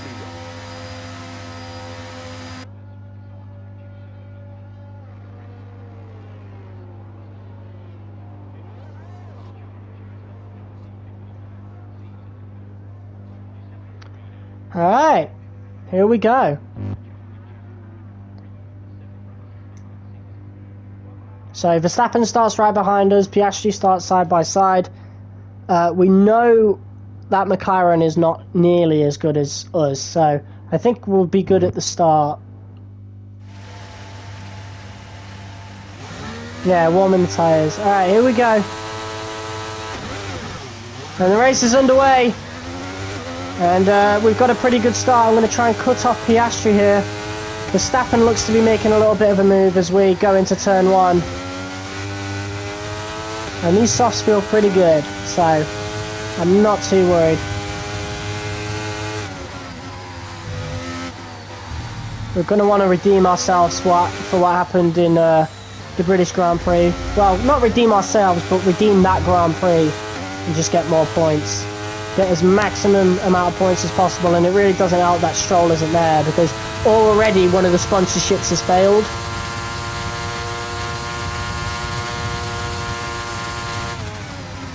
And we'll want to stay out of the slipstream of Oscar Piastri as well. 5 people watching, what's up? Piastri's going to try and follow us in the slipstream.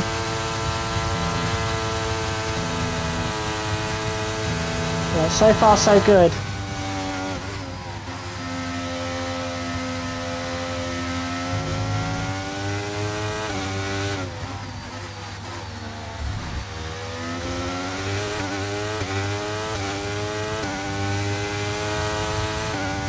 Oh, correct. Your teammate should be behind you trying to help you have the lead. Yeah. But he qualified shit. So... he's in 21st. He is of no help to me whatsoever. He won't even score points unless we're lucky. I cannot believe I re-signed him. We genuinely should have replaced him.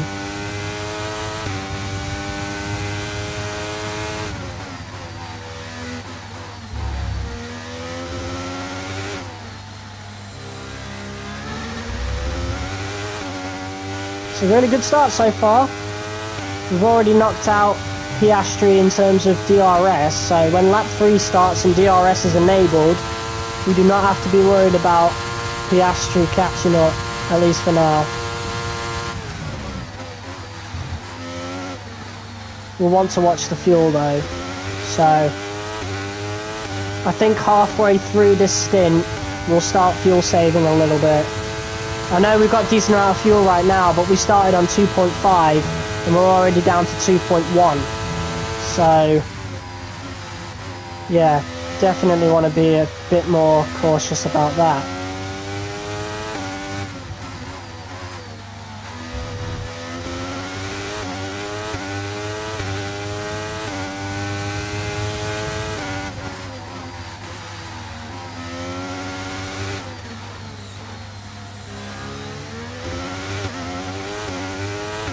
Alright, so far so good, almost 2 seconds ahead of Piastri.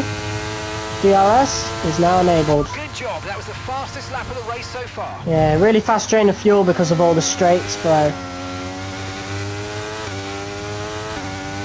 Which is why we're going to want to start fuel saving at some point.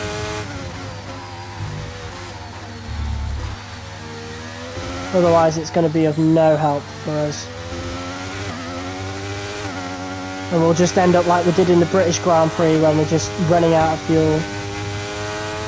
We could have scrapped some points in that Grand Prix if we didn't run out of fuel. But we had to start fuel saving and then, yeah, just have no chance.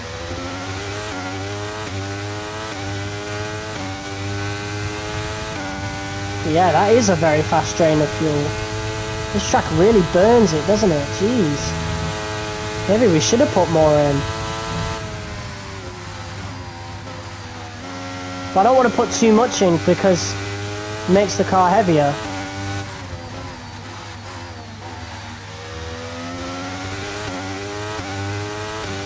Just have to see what happens. Maybe we'll get a safety car as well. A safety car would really help you save fuel, so...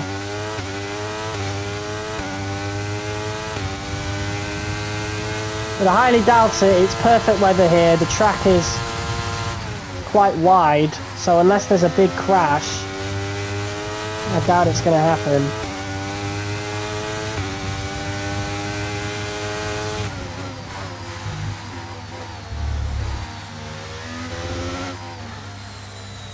How do you feel about being first in the race? Well, this happens quite often, to be honest. I've already won championships twice, so you know, this is normal. Although I am not used to being this far ahead this season.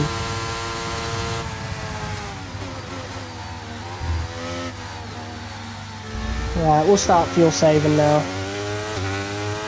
So we'll let go of the throttle a bit earlier going into corners.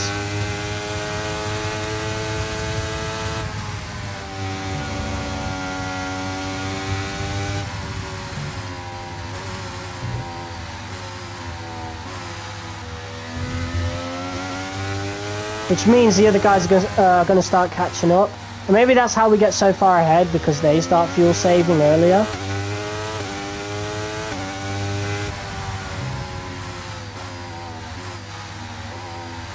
We'll just roll into this final corner. And then ERS out of it. Brought you some good luck. I'm sure we'll be fine. Okay, so we're leading our teammate by 9.7 seconds.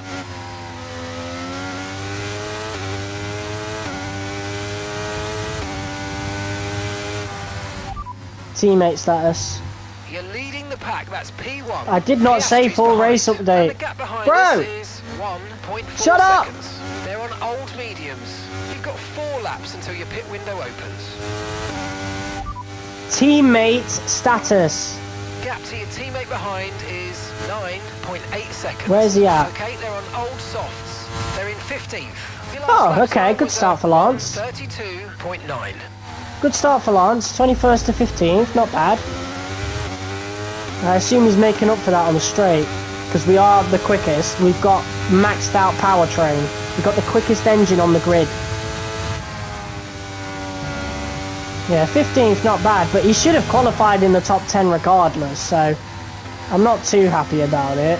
A little impressed for the overtake, sure, but he should still be doing better.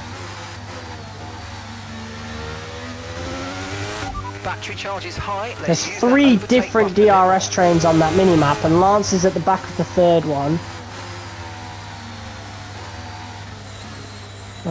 We should start picking up the pace a little bit, because the rest of them are caught up. The Piastri's trying to get slipstream.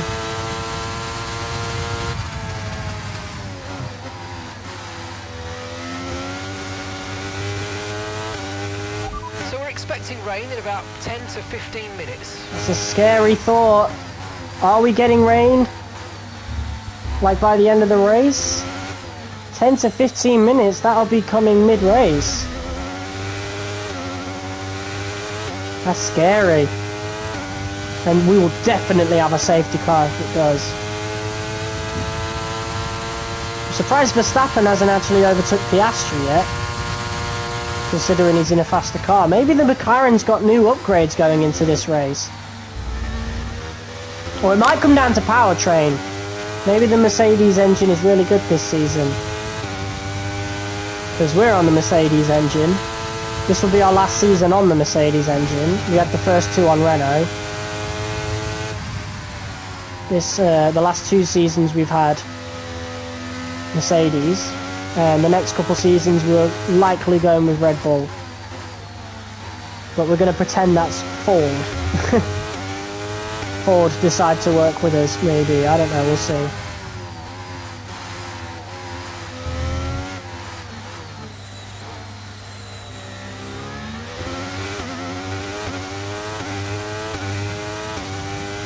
Alright, so far so good. Approaching the pit window and you're going to be on mediums.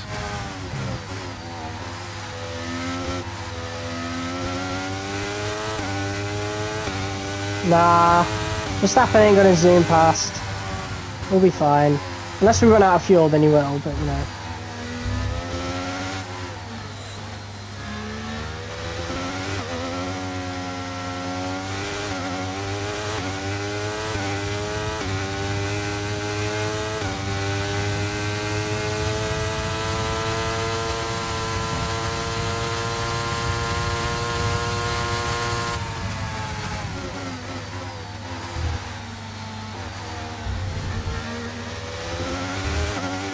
Yeah, we're doing pretty good on fuel saving. It is still dropping, but it's dropping at a much less alarming rate.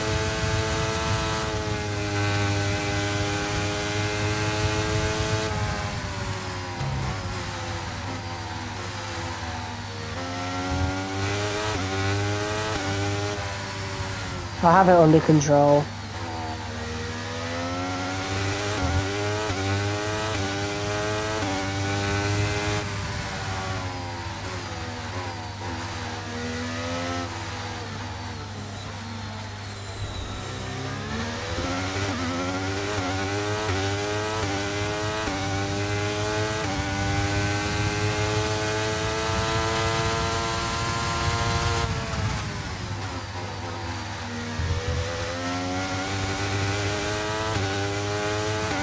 Okay, be careful. We think you're going to start losing some tyre grip anytime now. Oh, look at that tyre wear. I didn't really feel like we lost too much. The defending is really good. Yeah, just because I know how strong the slipstream can be at times. Especially on tracks like Austria. And since France is very similar to Austria, I don't really want to take my chances. He does get DRS as well, so he is still catching up. Just give him the space. And cut him off there. There we go. Beautiful.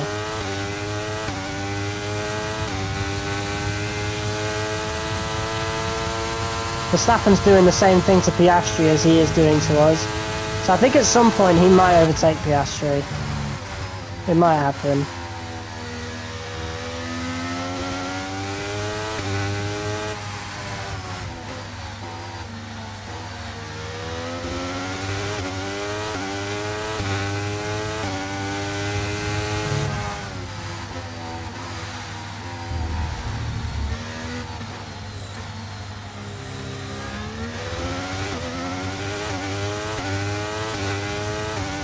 Okay, we're pitting this lap.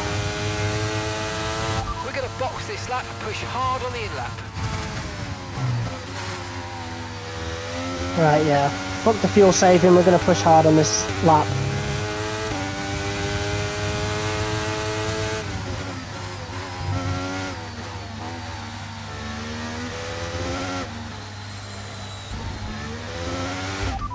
Teammate status.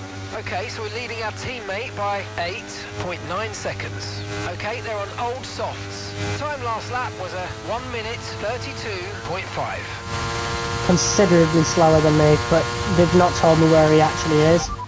Teammate status. You're in first position, front Fuck of the pack. off! I did not say full race update! Leading the car behind by 1.3 seconds. Okay, they're on old soft. Fine, I'll use the race director and break the flow of the gameplay, thanks. He's in P14, he's improved one position, and that's probably because the softs have completely fallen off and the guys in front are on mediums. So hopefully he undercuts Pit window them. is open, pit window currently open, and 11 laps to go. Yeah, you can refuel later and save some time as well. I can't refuel at any point, but I know what you mean, I can save fuel.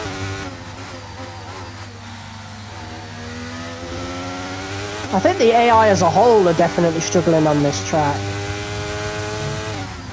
Because this is one of the easier races I've done. Verstappen is undercutting Piastri. I did say that might happen.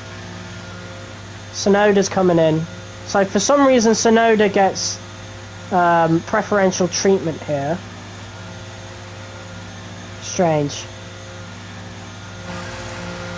Anyway, on we go to mediums. Right, let's go, come on!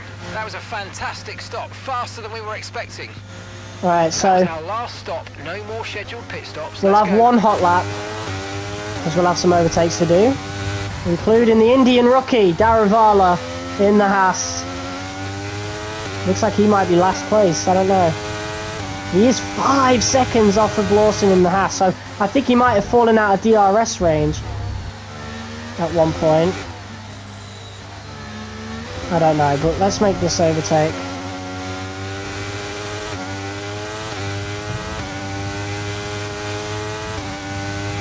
Good job, nice Oh, that wasn't overtake. fair. Don't give me a warning for that. He pushed me out. I tried to give him as much space as I could without losing either of us time.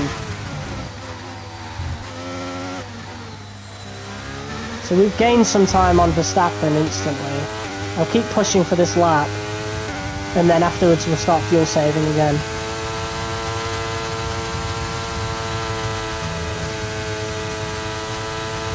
Don't diss Daruvala. He's done well to even score points in that Haas this season, so... You know. They are definitely the weakest team though. Even with an upgraded Liam Lawson. Lance is in the pits. Lance is in the pits.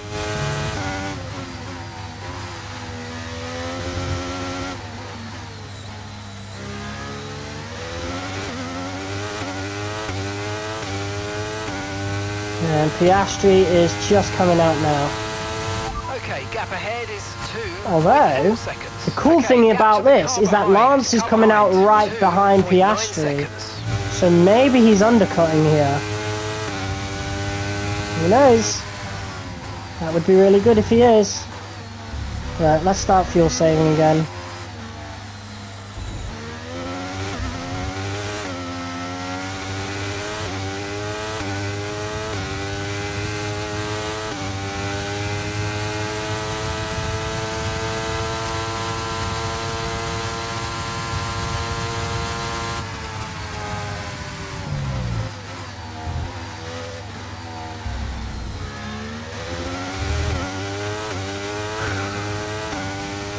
Right, should be catching up to Lawson very soon.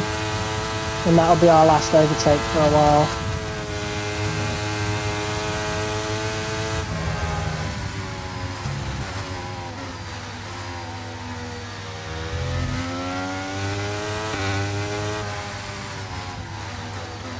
Lawson's looking very slow on those mediums. They're really worn. We might not even have to do an overtake. I think he might be pitting. Yep. Saves me time and energy.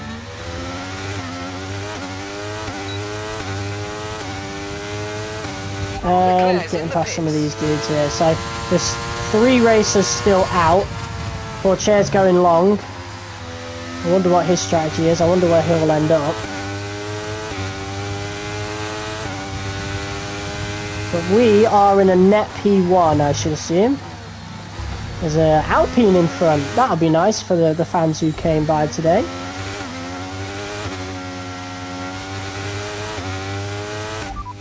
Good work, we're in P4. That's Pourchaire just ahead. Come on, let's get him. And gap to the car in front is 7.8 seconds. They're on old mediums. Verstappen behind you now. Okay, car behind trailing us, 3.6 seconds. They're on fresh mediums.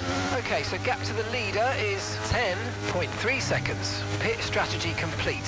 See these tyres through to the end now. And that's I don't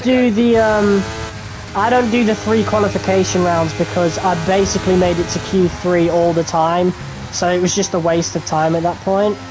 So I just put it to short qualifying since season 3, and it's been a great decision. So I'm probably not going to do Q1, Q2, Q3 again until, you know... Oh, that's confirmation.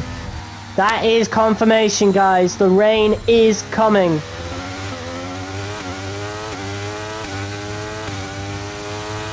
Fuck.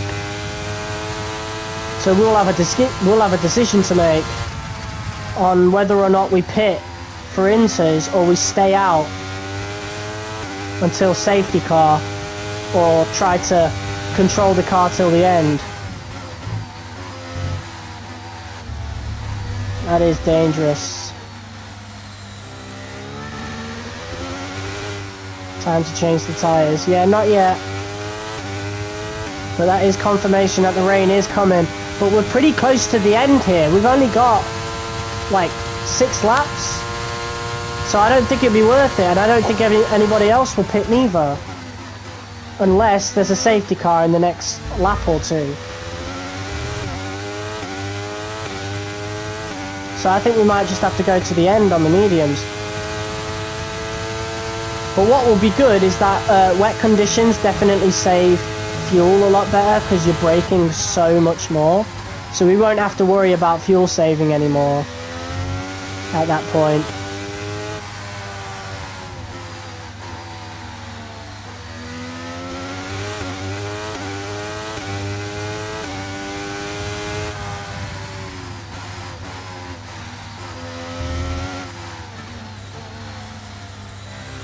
Maybe we should risk and not change. Yeah, I'm gonna risk it. I'm not gonna change it. We're in P1. We've got so much more to lose from pitting than we have from not. Because I think even if we don't pit, we'll still salvage some good points if people catch up to us. But yeah, it just depends how bad the rain is. If it's only light rain, like inters conditions, then yeah. But if it's heavy rain, yeah, we might be in a bit of trouble then.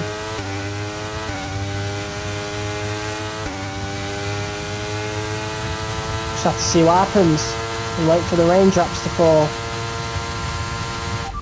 Weather report.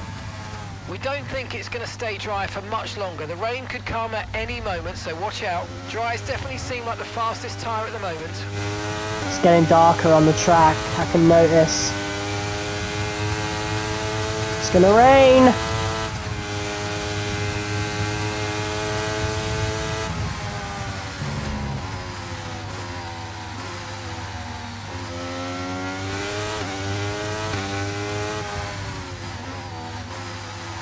Okay, so I think the good thing is that Lance is in the points. Let's double check. Teammate status. Repeat that, I've got some interference here. Teammate status. Gap to your teammate behind is 13.6 seconds. They're on fresh mediums. They're in 9th place. Yes, Lance. I mean, I'm not going to celebrate that too much. He's only gaining 2 points, but, you know.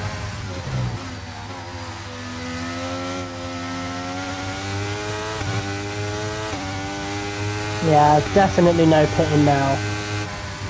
It's coming too late.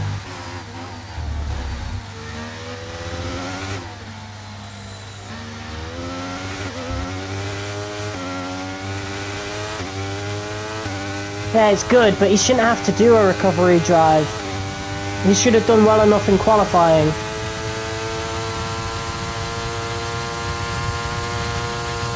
Right, I don't think I'm going to care about fuel saving now, because I think it's starting to rain very soon. And we won't need to worry about it. What's the tyre wear looking like? Yeah, we're fine. All good. We have more laps, yeah, but I doubt he's going to gain any more.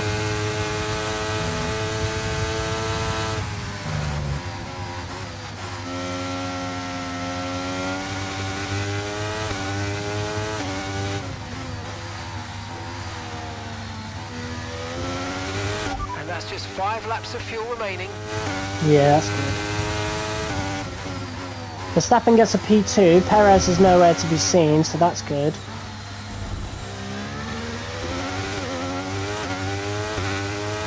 Russell P5. And the McLarens are looking really good on this track. So they may have prioritised Tsunoda, which will piss off Piastri a bit. It's time to utilise some of this energy. Come on.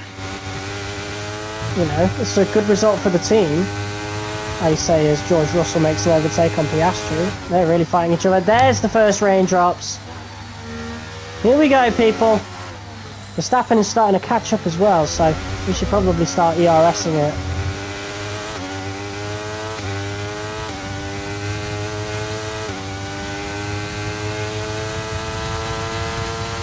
Careful on those slicks. These conditions are making the line a bit greasy, but we're still nowhere near the changeover point.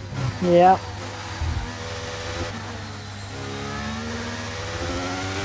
I could feel it though. I could definitely feel the track getting wetter.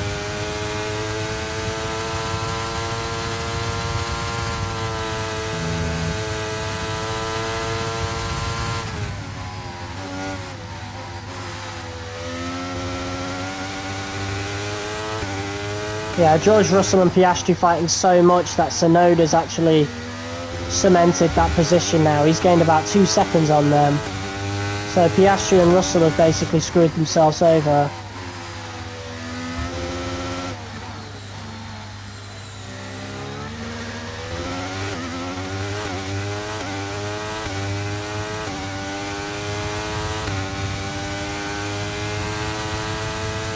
I didn't know I had ERS on the whole time. Oops.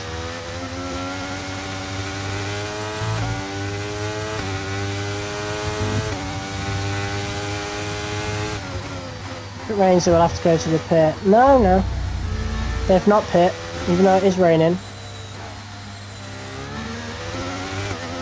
Definitely was harder to go through that corner then. Oh my god, yep, the car's feeling a lot heavier. Right, let's be careful now.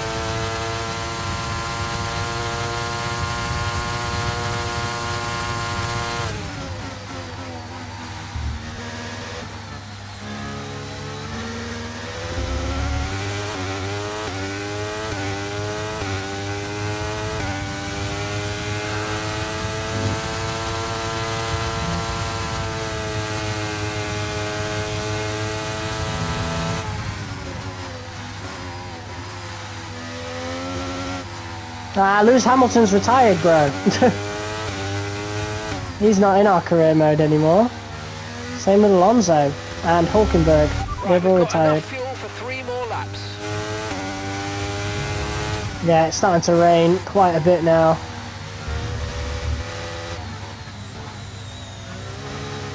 Whoa! Jeez. That was a bit tough. Well, not tough, but that was a bit of a scare. Okay, you're doing well out there. Keep it up. We're looking at about 10 more minutes of rain. 10 minutes. Okay, push, push. Gap to the car behind. 4.9 seconds.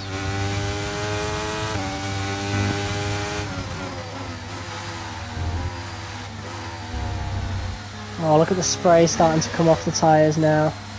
Yeah, these are inter conditions. Well, I won't even say that. I think the track's still too dry for inters.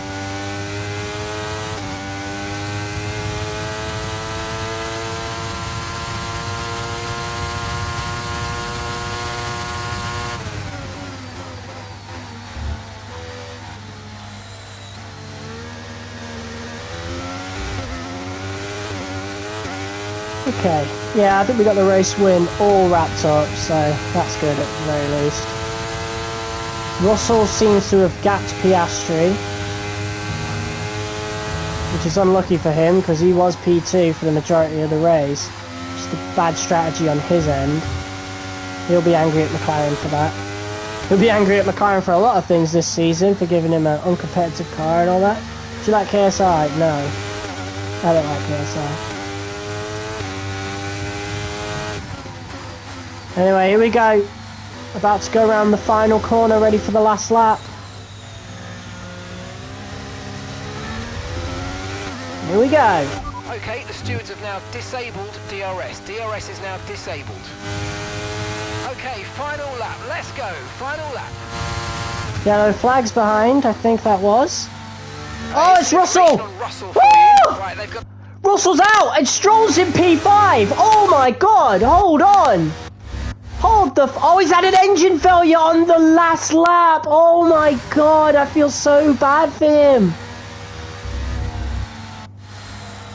Oh, that must be awful for George. And there's Lance. He's in P5. What a recovery drive. I am so impressed with Lance Stroll for this race. Oh my god. Jeez. I feel really bad for Russell. Literally going on to the last lap. Aston Martin really could have used those points. As we are drifting now through some of these corners. Definitely Inters now. Before, Slick still would have been quicker, but now it's definitely Inters. Yeah, it's really sad. But Stroll, look at Stroll in P5. I'm not going to complain too much. I'm not going to feel too bad for him. Too bad for Russell. Because that just equals more points for us. Against Aston Martin and Red Bull. Because Stroll's ahead of Perez. So Stroll's had a really good race. We should watch the replay and just see how he made some of those overtakes. Okay, so the gap to the car behind is 5.8 seconds.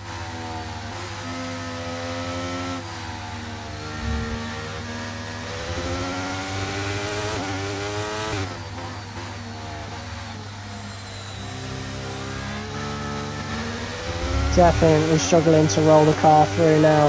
He did well in terms of fuel though, tyre wear, pretty good as well.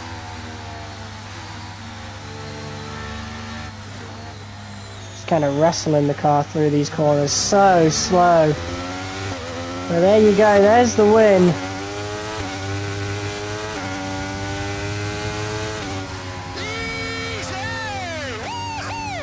Let's go.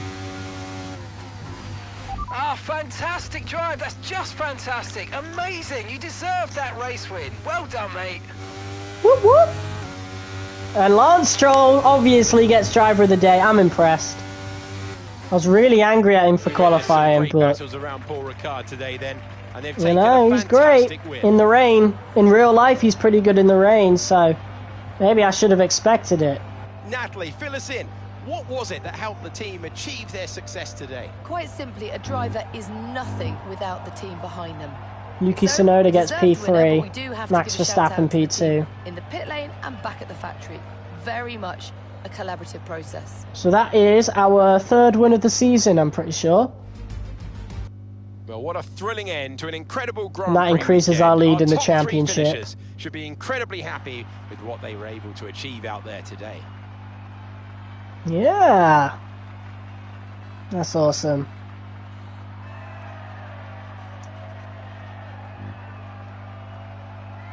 There's the win. Let's go. First French Grand Prix of the series, and we win it.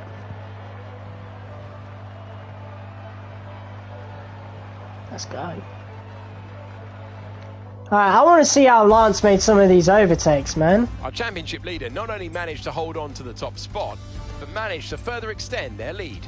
Look at that, 37 points off on Perez. Standings. Let's focus on driver of the day, Natalie Pinkham. Come on, who do you pick? Let's move on to the constructors. It was a tough race for our championship leaders who lose ground at the top of the table. Only 3 points behind Red Bull now. The McLaren team today as they make their way. McLaren are getting back into it. And with that, we wrap up another weekend of motorsport. But with more races lined up, be sure to join us. Alright, let's view the replay then, and we'll go down to Stroll. And we'll just fast forward it. There we go. Oh, so he had a really good start. So let's just play this normally. So here it goes. Straight past Aravala, Sargent, Lawson. That is the straight line speed of our car. And that is a beautiful overtake on Guan Yu Zhou. Definitely struggled through it though. And I think he locked it in here though. So that was a really good start from Lance. That's just what we wanted to see. It's just what we would have wanted. So let's see what he does here.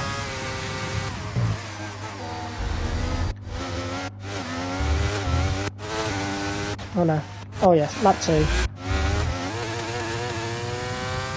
So lap 2, does he make an overtake on Magnussen here? Because I think he was what, P14 by the time he made the overtake?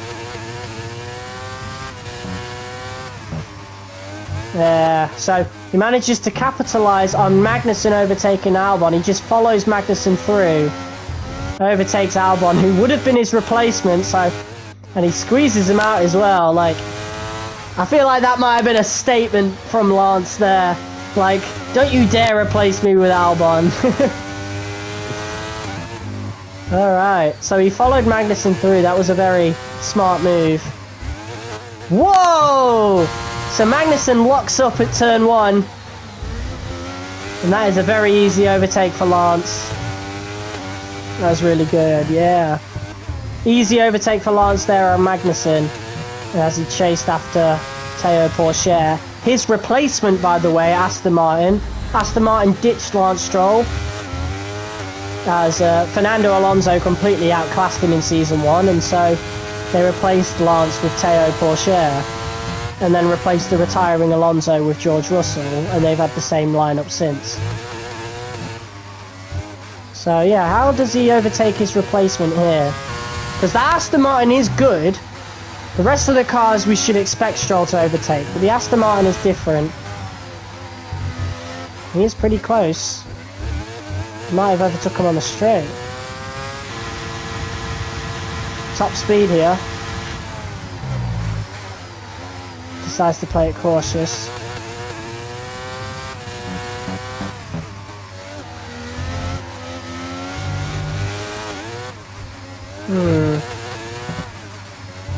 When does he make the overtake?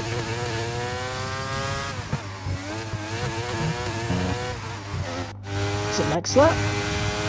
No, next lap. Next lap. Oh, it is.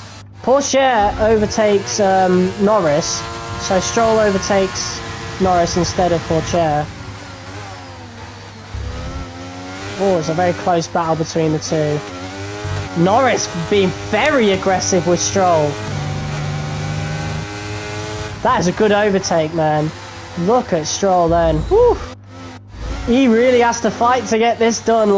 Lando is giving him the fight of a lifetime for P14. I don't believe it. So they cost each other a lot of time there, because Pourchaire's all the way off in the distance. That's embarrassing for Mercedes. One of their customer teams just outpaced them on the straight. Jesus. Yeah, so Stroll does the pit thing, and then he's in P9, so P9. So this is where we want to watch him here. So the last few laps, he made a good amount of overtakes, at least 3 overtakes to get into a position where he can overtake Russell. So here we go. So this is Perez, who is P2 in the championship. This is someone we'd like to see him compete with. So Perez was, I think, dealing with a car issue, because this overtake looks really easy for Stroll.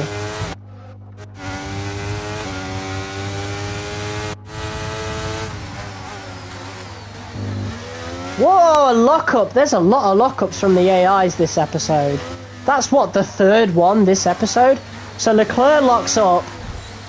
Stroll, oh, Leclerc. Mate, that should be a penalty. That is an unsafe grid rejoin. That is very unsafe. Crashes into the side pod of Stroll. So maybe that might have caused some damage. I don't know. That would have been a clear shot overtake on Perez if it weren't for that. So I wonder if Leclerc got a grid penalty, not a grid penalty, but a penalty for unsafe rejoin. In real life, that would have been a penalty, but luckily Stroll was still in it, so not too mad. But he definitely outpaced Leclerc there, so Leclerc makes a huge mistake. So an easy overtake there for Stroll, and now we just want to see him catch up.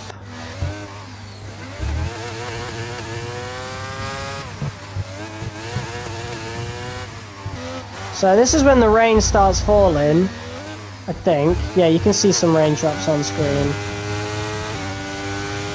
So I think, yeah, he still gets DRS. Top speed, so they can't do anything, and the Mercedes power, like the Mercedes engine, is not as good as the Red Bulls in top speed, so Perez outpaced him. But Lars is still hanging around the inside here. He's fighting hard for that. And he is overtaking the man in P2 in the championship. Actually, no, I think, isn't he P1? No, he's P2, he's P2. We retook the lead after that win. I'm pretty sure. So, yeah, that was a good overtake there. And so he just needs to make one more overtake. And then that's literally the end. So when does Stroll make the overtake? Because those three are bunched up together and then Stroll completely outpaces them. It was probably on the main straight, wasn't it? Yes. It was on the back straight, sorry. So this is without... Oh, this is still with DRS, so Bottas didn't have it, so easy overtake for Stroll. So lap 18, this is the last overtake he would have needed to do, because this is when George Russell went out of the race.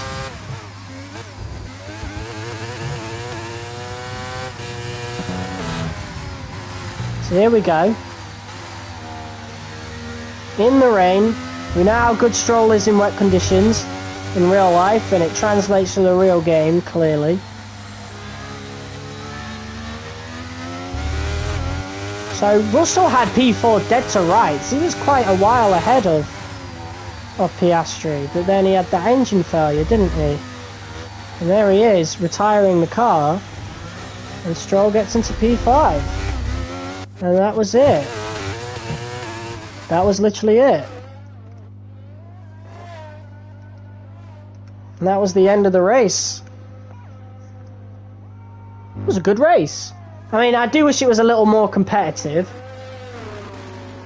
on our end, because it was a bit of an easy win for us, but I'll take it. It's a good 26 points, so it's really good.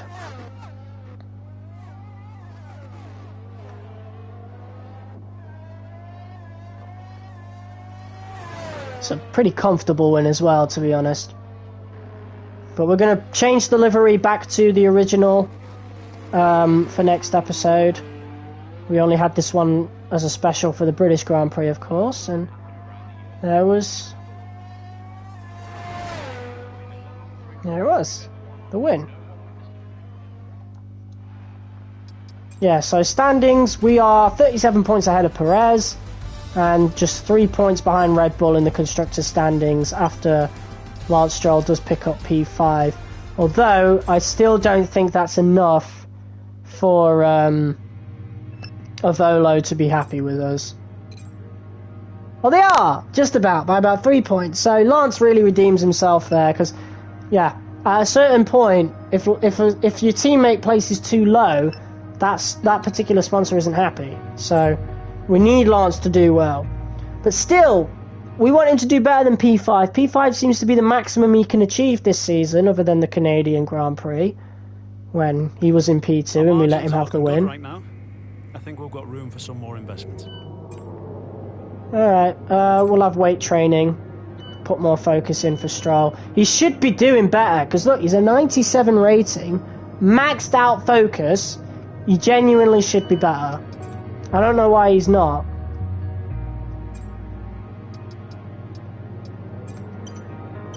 It's rough.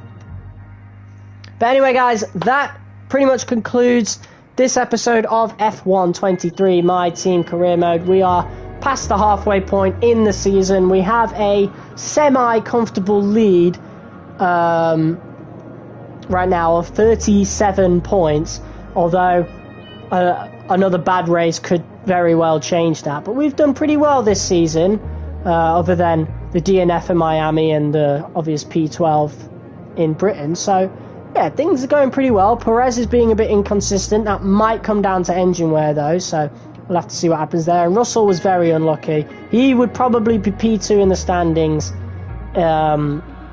if not for that DNF. So, yeah, really sad for him, to be honest.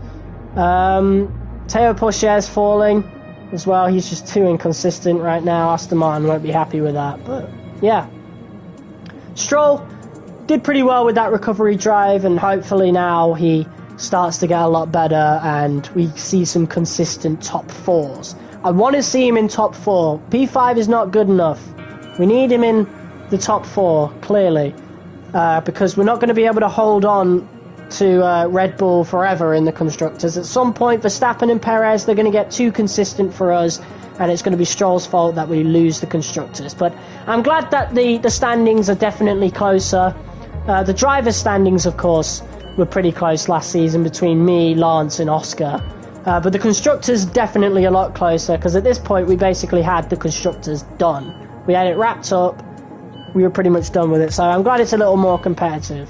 But yeah, that is the end of this episode of F1 23 My Team Career Mode. The next episode will probably be Sunday, as I have live streams planned for Friday and Saturday that aren't F1 related. So yeah, I will likely see you on Sunday for the next episode of F1 23 My Team Career Mode. If you guys liked it, be sure to hit that like button as hard as you possibly can, comment, share and subscribe if you are new. Check out the rest of my content, and yeah, I'll see you guys in the next video. Until next time, peace.